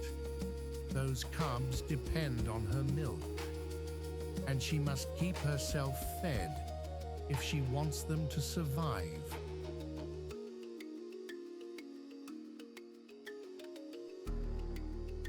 So she pushes on through exhaustion, through heat, through danger. The pride helps, and that support matters. Cubs are raised in a shared family life, often playing together, hiding under brush, and nursing from more than one female. Their world is one of close bonds and constant learning. They watch, they pounce.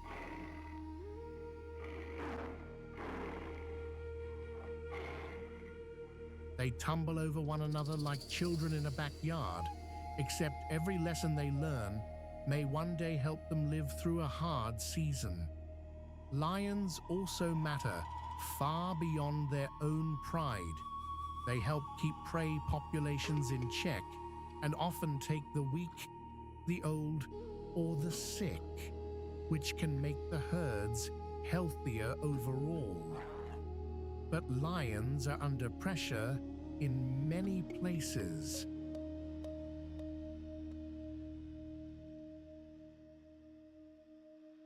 They need room to roam, room to hunt, and room to raise young. Without that space, even the strongest king or queen can be pushed back. And that is the strange beauty of the lion. It looks like power wrapped in sunlight, but its real story is struggle, family, and endurance. Watch one long enough, and you see that the crown is not made of gold at all.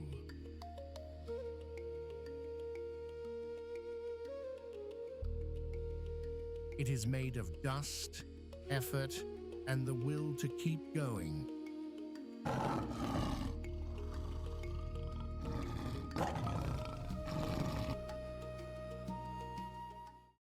Have you ever seen a bird that seems to be wearing a long gray overcoat and a pair of striped socks? That is the kind of odd, elegant sight waiting at the water's edge.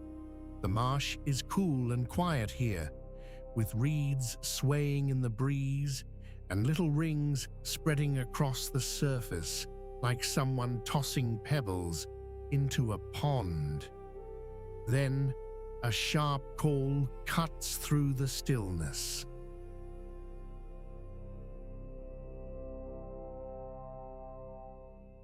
The grey heron stands in these wet places like a patient fisherman with all day to spare.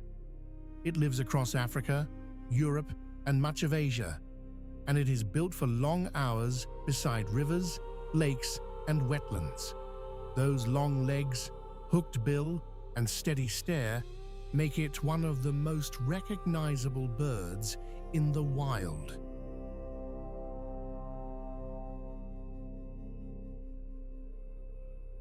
In the Serengeti wetlands, it shares the mud and shallow water with hippos, fish, frogs, and all the small creatures that depend on this rich, lively place. Its body is a lesson in patience and precision. A grey heron is tall and thin, almost like someone stretched a coat rack into a living bird. The neck bends in an S shape, ready to snap forward in a flash.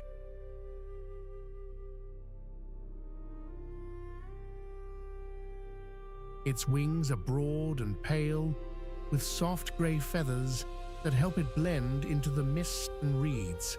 When it stands still, it can look almost statue-like, but there is nothing dull about it. The bill is long, straight, and sharp, like a hunting knife made for spearing fish.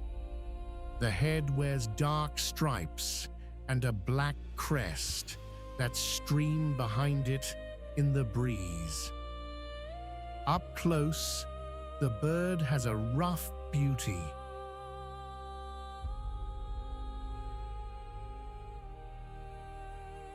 Tall legs, slow steps, and a poised way of holding itself make it seem calm and serious at the same time. It is the sort of bird that looks as if it has been thinking for a very long time. Most of the day, the grey heron is working the waterline, one careful step at a time. It hunts by standing motionless, or moving slowly through the shallows, waiting for the right moment.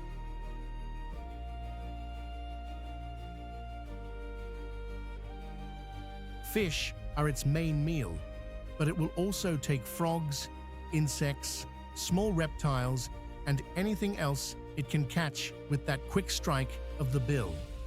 When it spots prey, the whole body seems to tighten. Then, in a split second, the neck shoots forward and the bird spears its target. It is simple, but it works. In a place where every meal matters, that kind of patience is gold.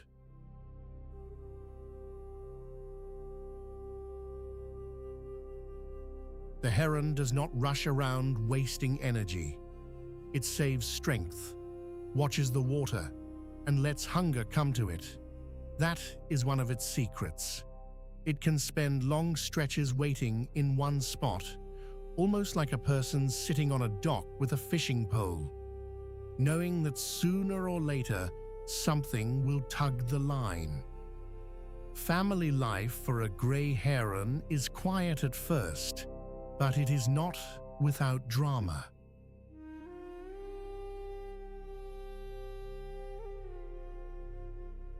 These birds often gather in colonies, especially when nesting, and the trees can fill with croaks, wingbeats, and clattering bills. The nests are built high up, out of reach of many ground dangers, using sticks and whatever nesting material is close by.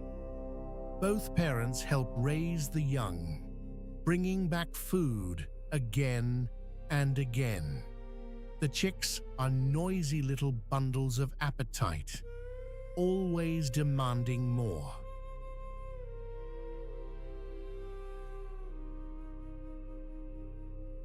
When food arrives, there is a scramble, and the strongest chicks often get the biggest share. It is a tough start, but that is how many wild families work. Even in the wetlands, life can be competitive. The adults call to one another with harsh, raspy sounds, and those calls help keep the colony connected.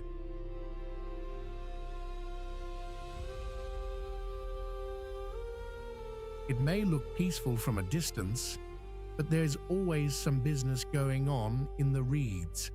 This bird matters because wetlands matter, and wetlands feed a great many lives.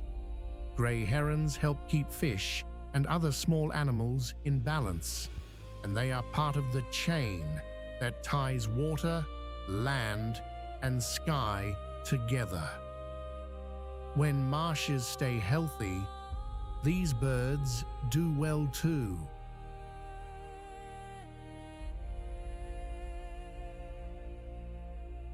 And when herons are thriving, that is often a good sign that the wetland itself is still alive and working as it should.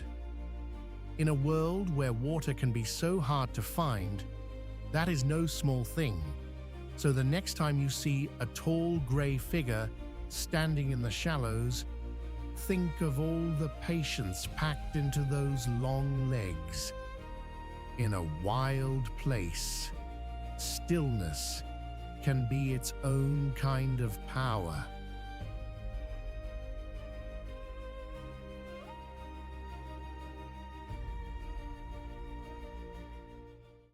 You might expect the cat with the loudest reputation to be the one that rules these plains, but the one that often moves the surest is the one you never notice at all. A flick of an ear, a patch of shadow beneath a thorn tree. Then, just as quickly, it is gone. That quiet skill makes the leopard one of the most mysterious hunters in Africa.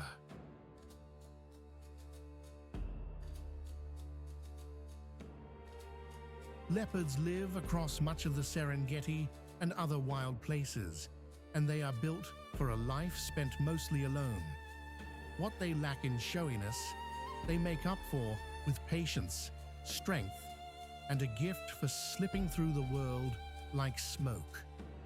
Look closely, and you will find a body made for climbing, crouching, and sudden action. Its coat is a work of art, but it is also a perfect disguise.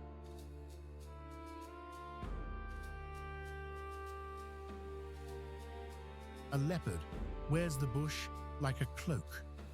The rosettes on its fur break up its shape in the grass and the trees like sunlight scattered across leaves. Its body is all smooth power. The shoulders are muscular. The legs are strong and springy. The tail is long and balanced, helping it turn and leap with ease.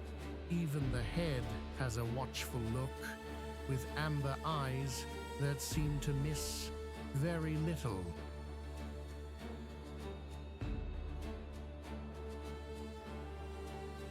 This cat is smaller than a lion, but do not let that fool you. It carries itself with the calm of an animal that knows exactly what it can do. And that is often the real secret of the leopard. It does not need to be the biggest hunter on the plains. It only needs the right moment. Much of its day is spent resting, watching, and waiting.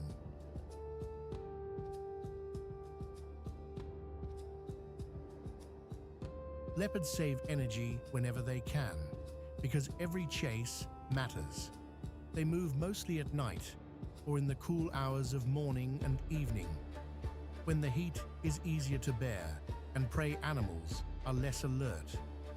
During the day, they may lie stretched on a branch or hidden in thick brush, almost invisible unless you know where to look. When it hunts, the leopard relies on surprise.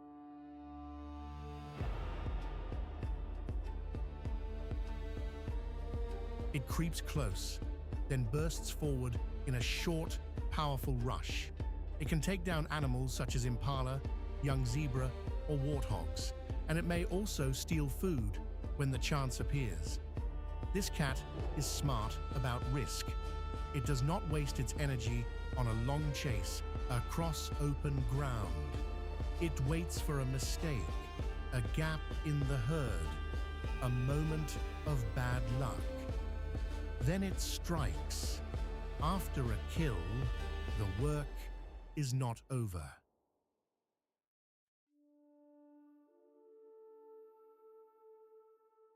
A leopard will often drag its meal up into a tree, away from hyenas and other thieves.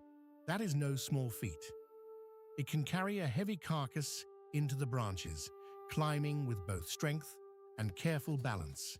In that high place, the meal is safer, and the leopard can feed in peace.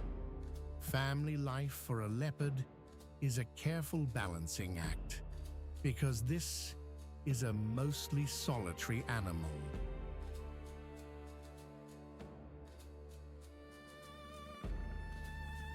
Males and females usually live apart, meeting only to mate. After that, the mother raises the cubs on her own. She hides them in thick grass, rocky outcrops, or a safe thicket, keeping them tucked away like a secret. The cubs are born blind and helpless, and for the first weeks of life, they depend completely on her. She moves them often, because danger can come from all directions.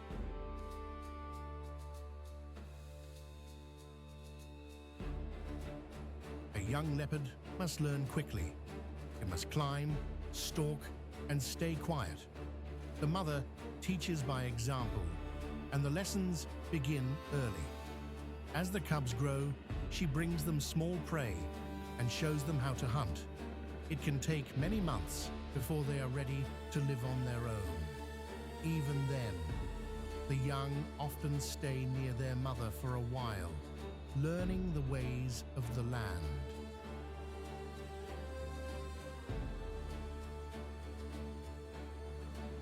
This is a hard life, but a beautiful one too, because so much depends on skill, memory, and patience. Leopards matter because they help keep the plains in balance. By hunting the weak, the young, or the careless, they help shape the health of the herds. They also clean up what is left behind, since they will not turn down a meal if the chance comes.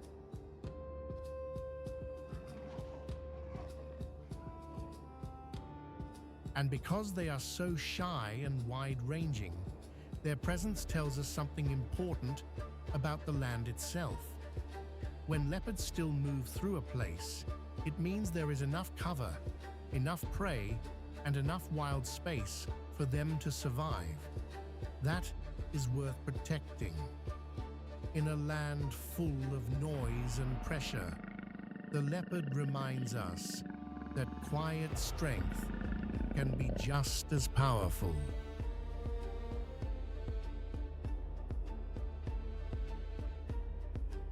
Sometimes the most remarkable thing in the wild is the animal you almost never see.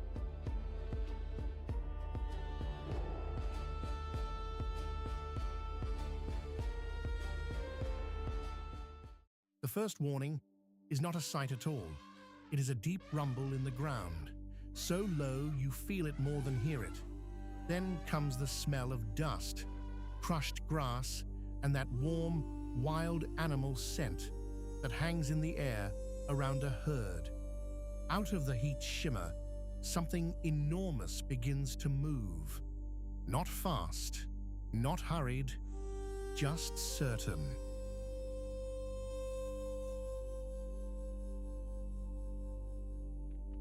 In the dry country, where every drop of water matters, the biggest traveler on the plains steps into view. The African elephant lives across much of sub-Saharan Africa, and it is the largest land animal on Earth.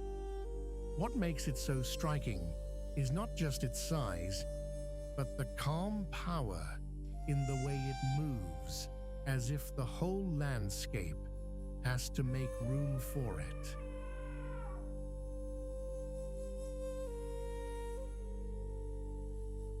An adult can weigh as much as several pickup trucks. Its body is covered in wrinkled gray skin. Its ears spread wide like living fans, and its trunk works like a hand, a nose, and a straw all at once. Those ears do more than help it hear. They also help cool its body in the hot sun. And that trunk, it can lift a branch, smell water from far away, and gently touch a calf.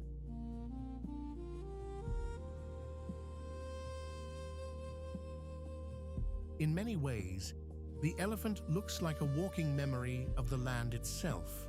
These giants spend their days searching for food and water, and they need a lot of both. They eat grasses, leaves, bark, roots, and fruit, and they can spend most of the day feeding. A single elephant may eat hundreds of pounds of plants in one day, moving slowly from one patch to the next.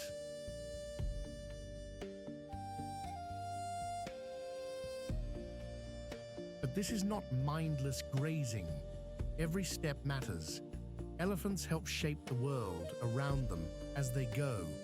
They break branches, clear paths, and open up thick brush so smaller animals can move through. They also spread seeds in their droppings, helping new plants grow in places they never could have reached on their own.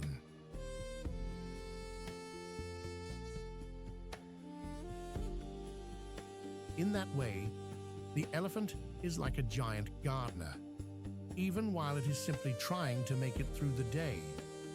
Family is everything to an elephant. Herds are led by an older female called the matriarch, and she is more than a leader. She is the one who remembers where the water lies after months of dry weather, where the safest routes run, and where trouble has come before.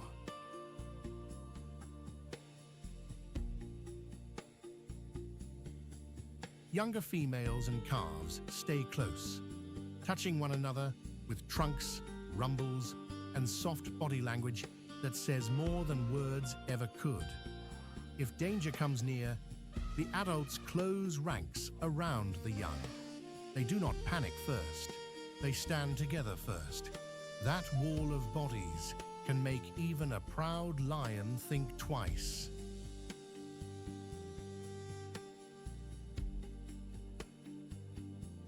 It is one of the most moving sights in Africa because it shows that strength is not only about size, it is also about loyalty, patience, and knowing who needs protection.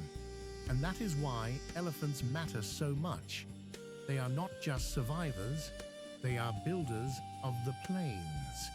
Their paths become roads for other animals. Their feeding opens new growth.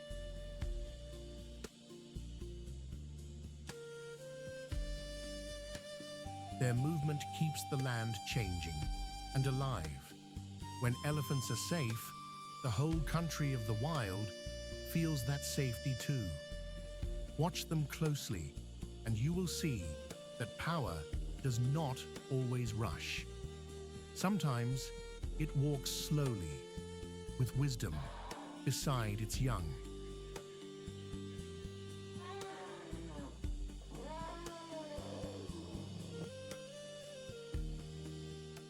Something odd happens out here in the dry land. A bird so tall it can look a person in the eye, yet it cannot fly at all. Instead, it runs like the wind and fights with a kick that can stop even a hungry lion in its tracks. In the open plains of Namibia, that is no small thing. Here, every step matters, and every pair of sharp eyes can mean the difference between life and death.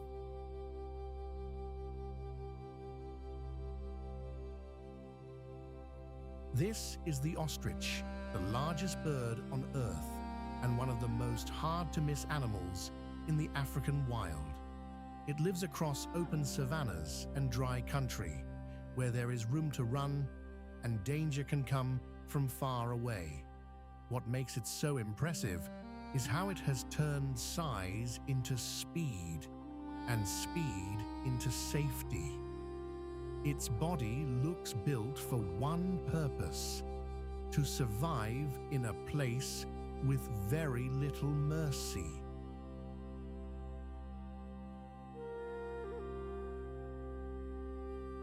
At first glance, the ostrich seems almost comical, with long legs, a bare neck, and a head that bobs like a periscope above the grass. But there is nothing silly about how it lives. The ostrich is a towering bird with a long, bare neck and a rounded body covered in soft feathers that often look black and white in males.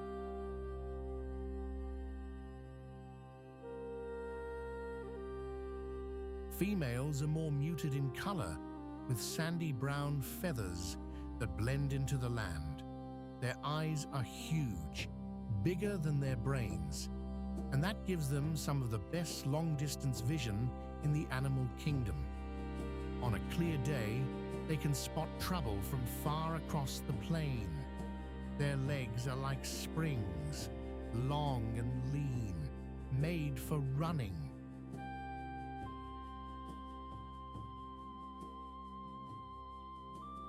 Each foot has just 2 toes, which helps them move fast over open ground. And those legs are not only for running, they are weapons too.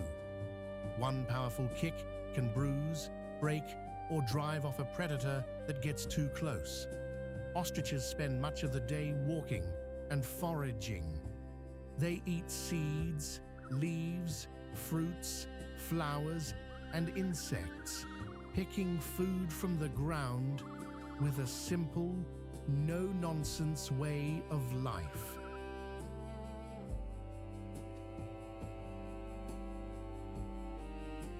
They do not chew like we do. Instead, they swallow small stones that help grind food inside the stomach, almost like a natural kitchen mixer. In dry country, that matters. Food can be scarce, and water may be far away. Ostriches can go a surprising time without drinking by getting moisture from the plants they eat.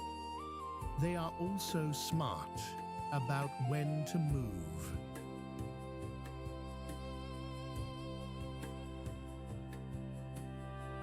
The hottest part of the day can be brutal, so they often keep to the more comfortable hours, wandering the plains with that steady, rolling gait that seems slow until suddenly it is not.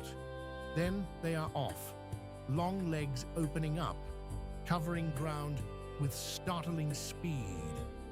When danger appears, the ostrich does not waste time.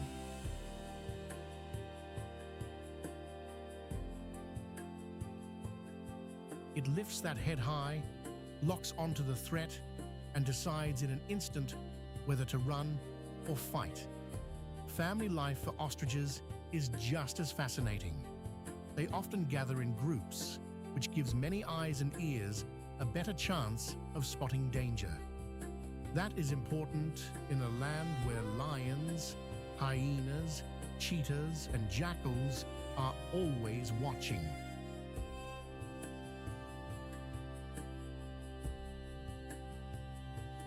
During breeding season, males put on a show that is hard to forget. They spread their wings, sway their necks, and dance across the open ground to win a mate.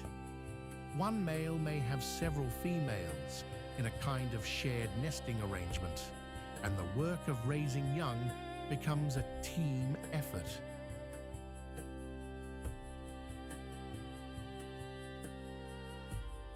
The main female lays her eggs in a shallow nest scraped into the earth, often with several other females adding eggs to the same place. The dominant female and the main male usually take turns keeping the eggs warm. That nest can hold a lot of life in one spot, so guarding it is serious business.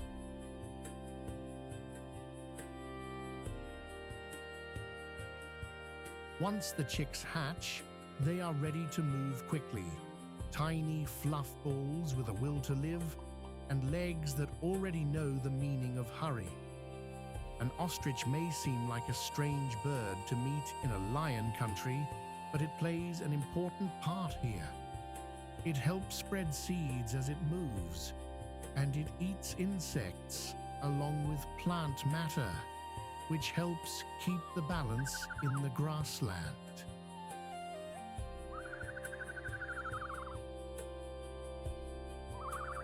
It also serves as a reminder that survival in the wild is not only about strength. Sometimes it is about seeing danger first, moving fast, and knowing when to stand your ground. The ostrich turns the open plain into its own kind of advantage. In a world full of hunters, that is no small gift.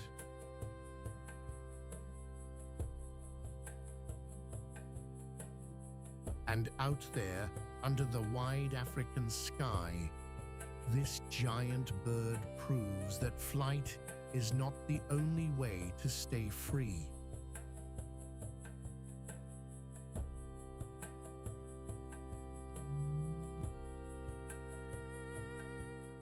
There is a kind of quiet awe that settles over the plains when a herd of Cape buffalo comes into view, not because they move fast, not because they are flashy.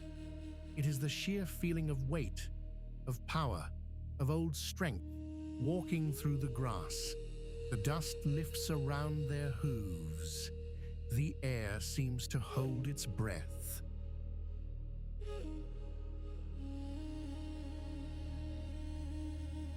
Then you notice the horns, the dark eyes, the steady way they keep together, and you understand why so many hunters think twice. Cape buffalo live across much of sub-Saharan Africa, from open grasslands to swampy lowlands and river edges. They are one of the most powerful animals on the continent, and they earn that reputation every single day.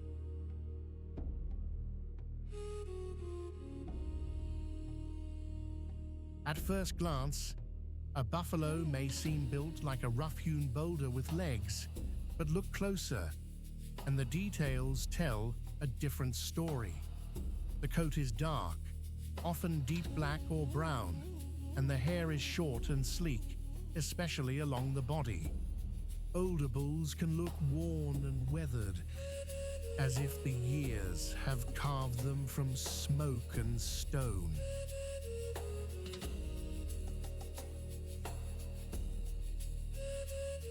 The head is heavy and broad, with a thick forehead that flows into the famous horns. Those horns sweep out and down, then curl upward at the tips, forming a kind of shield across the face in older adults. This boss of bone and horn is not just for show. It is a key part of defense, and in a close fight, it can turn the tide. Up close, the buffalo's build is all about strength.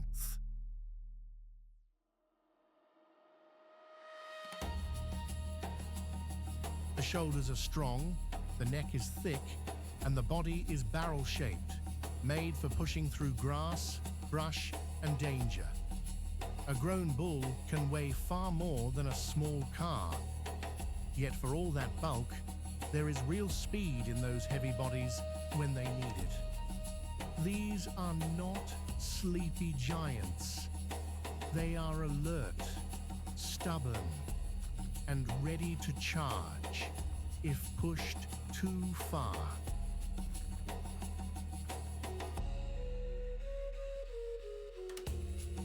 Much of the day, Cape buffalo feed in groups, cropping down grasses with broad mouths and strong teeth. They often graze in the cool hours and rest when the sun climbs high. Water matters to them, so you will often find them near rivers, lakes, and marshy ground. They need to drink regularly, and they do best where fresh grass and water are close at hand. A buffalo herd is no loose crowd.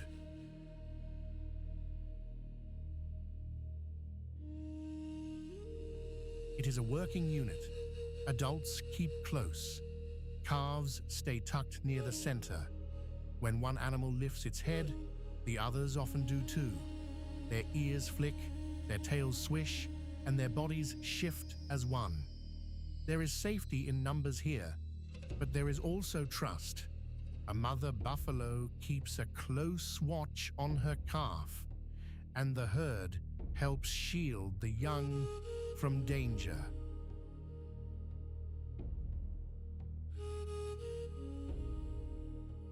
If a lion stalks nearby, the buffalo do not always bolt. Sometimes they stand their ground. Sometimes they face the threat together. That is part of what makes them so formidable. They are not just big, they are united. And in the wild, that can mean everything. Cape buffalo also play an important part in the land itself.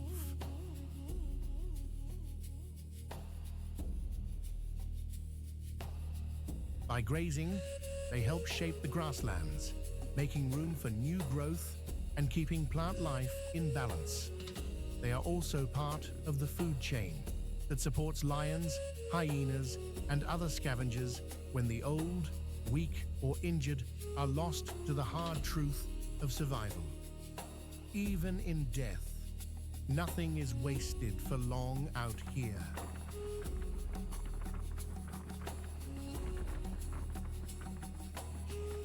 In that way, the buffalo is both survivor and giver, a steady force in a world that never sits still.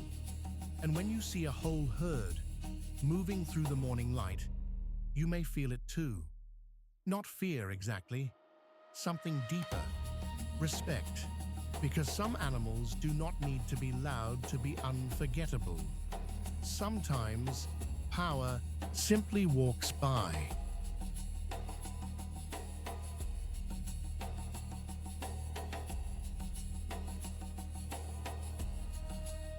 Have you ever wondered how a place can feel so full of life and so full of danger at the same time?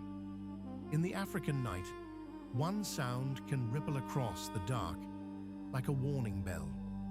It starts low, then rises into a wild laugh that seems to come from everywhere at once. Soon the shadows move. Spotted hyenas slip through the grass with steady purpose, their eyes glowing in the moonlight.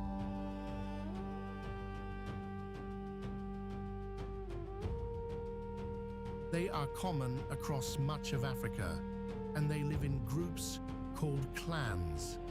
One thing makes them stand out right away. They are not just scavengers picking at leftovers. They are bold, smart hunters too. These are the night runners of the plains, and they know how to make the most of every meal.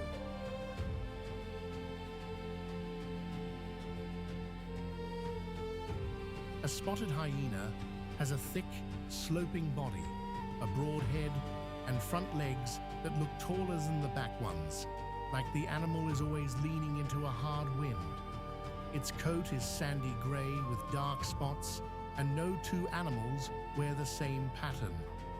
That spotted fur helps break up its shape in tall grass and broken light. The head is the part you notice next.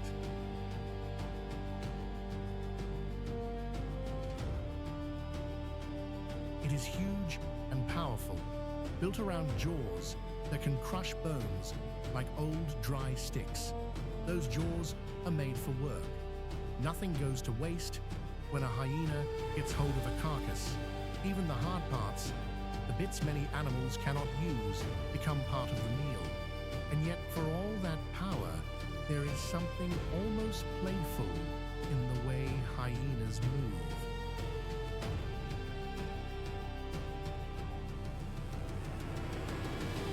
They trot, lope, and circle with restless energy, ears flicking, noses always working. They look as if they are in a hurry, even when they are not. That restless body hides an animal built for endurance. A hyena can keep going when others grow tired. It can follow a wounded animal for a long time, waiting for weakness to do the hard work.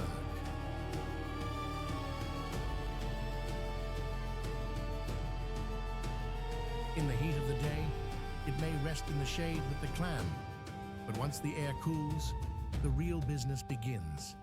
Then they set out across the plains, nose to ground, reading every smell like a story. They eat meat, yes, but they also make full use of carcasses left behind by lions, crocodiles, and the long hunger of the dry land.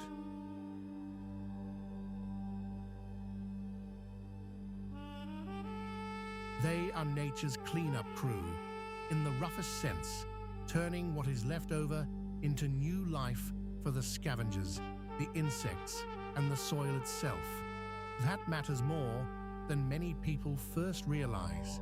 Without hyenas, the plains would be messier, and more food would sit unused, while the sun and flies went to work.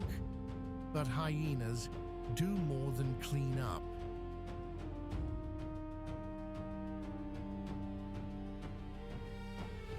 They help keep the balance in check by hunting sick, weak, and injured animals, which can strengthen the herds over time.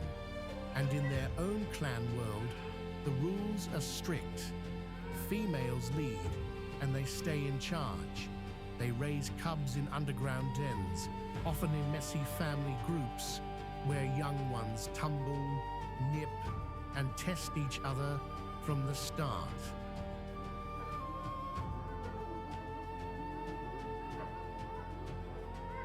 They call to one another with whoops, giggles, and long rolling sounds that carry far over the grass.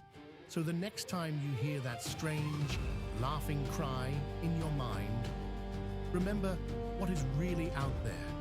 It is not a clown of the savannah. It is a survivor, a hunter, and one of the hardest working animals on the plains.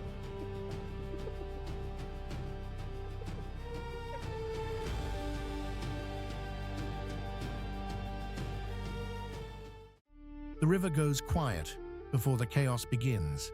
For a brief moment, you can hear the wind, the low murmur of thousands of hooves, and the soft slap of water against the bank. Then the first animals step forward, and the whole scene seems to hold its breath. Out in the dark water, danger is already waiting. This is the Mara River crossing, one of the most dramatic moments in all of Africa.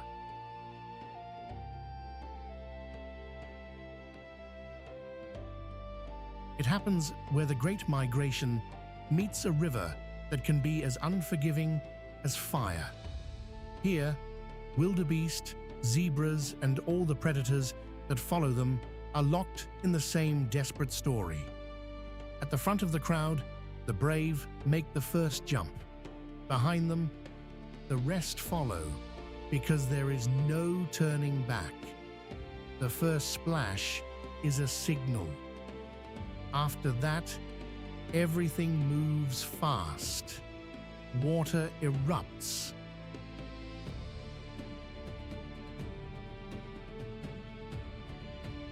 Hooves churn mud into foam. Zebras plunge in close together, their legs pumping hard.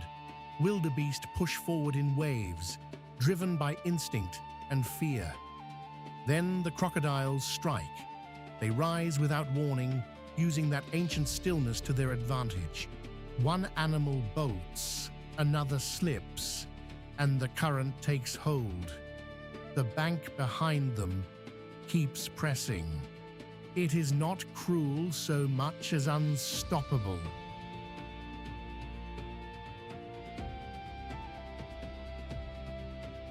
Up on the far side, exhausted survivors drag themselves out of the river and gather into a trembling mass, breathing hard, alive, changed.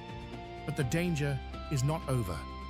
Lionesses are already watching the crossing point, waiting for the weak, the young, and the tired.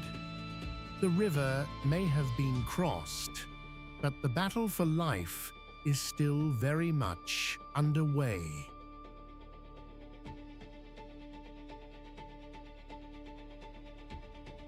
And when the dust settles, what remains is more than a struggle. It is a reminder that every safe step in the wild is earned the hard way. Here's the strange truth about the wild. The fiercest battles are only one part of the story. Just as important are the births, the migrations, the dry seasons, and the long, patient moments in between.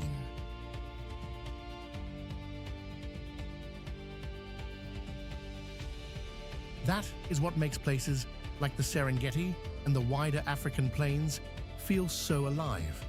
Every hunt matters, every herd matters, every cub, calf, and chick matters.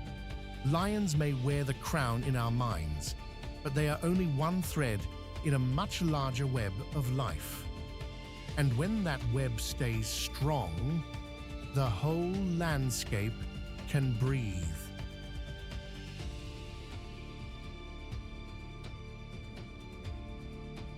If these wild places have stayed with you, please like this video, subscribe for more journeys into nature, and share your thoughts in the comments. Tell us which animal or moment you'll remember most. Thanks for spending this time out on the plains with us. Until next time, keep your eyes on the wild and your heart open to wonder.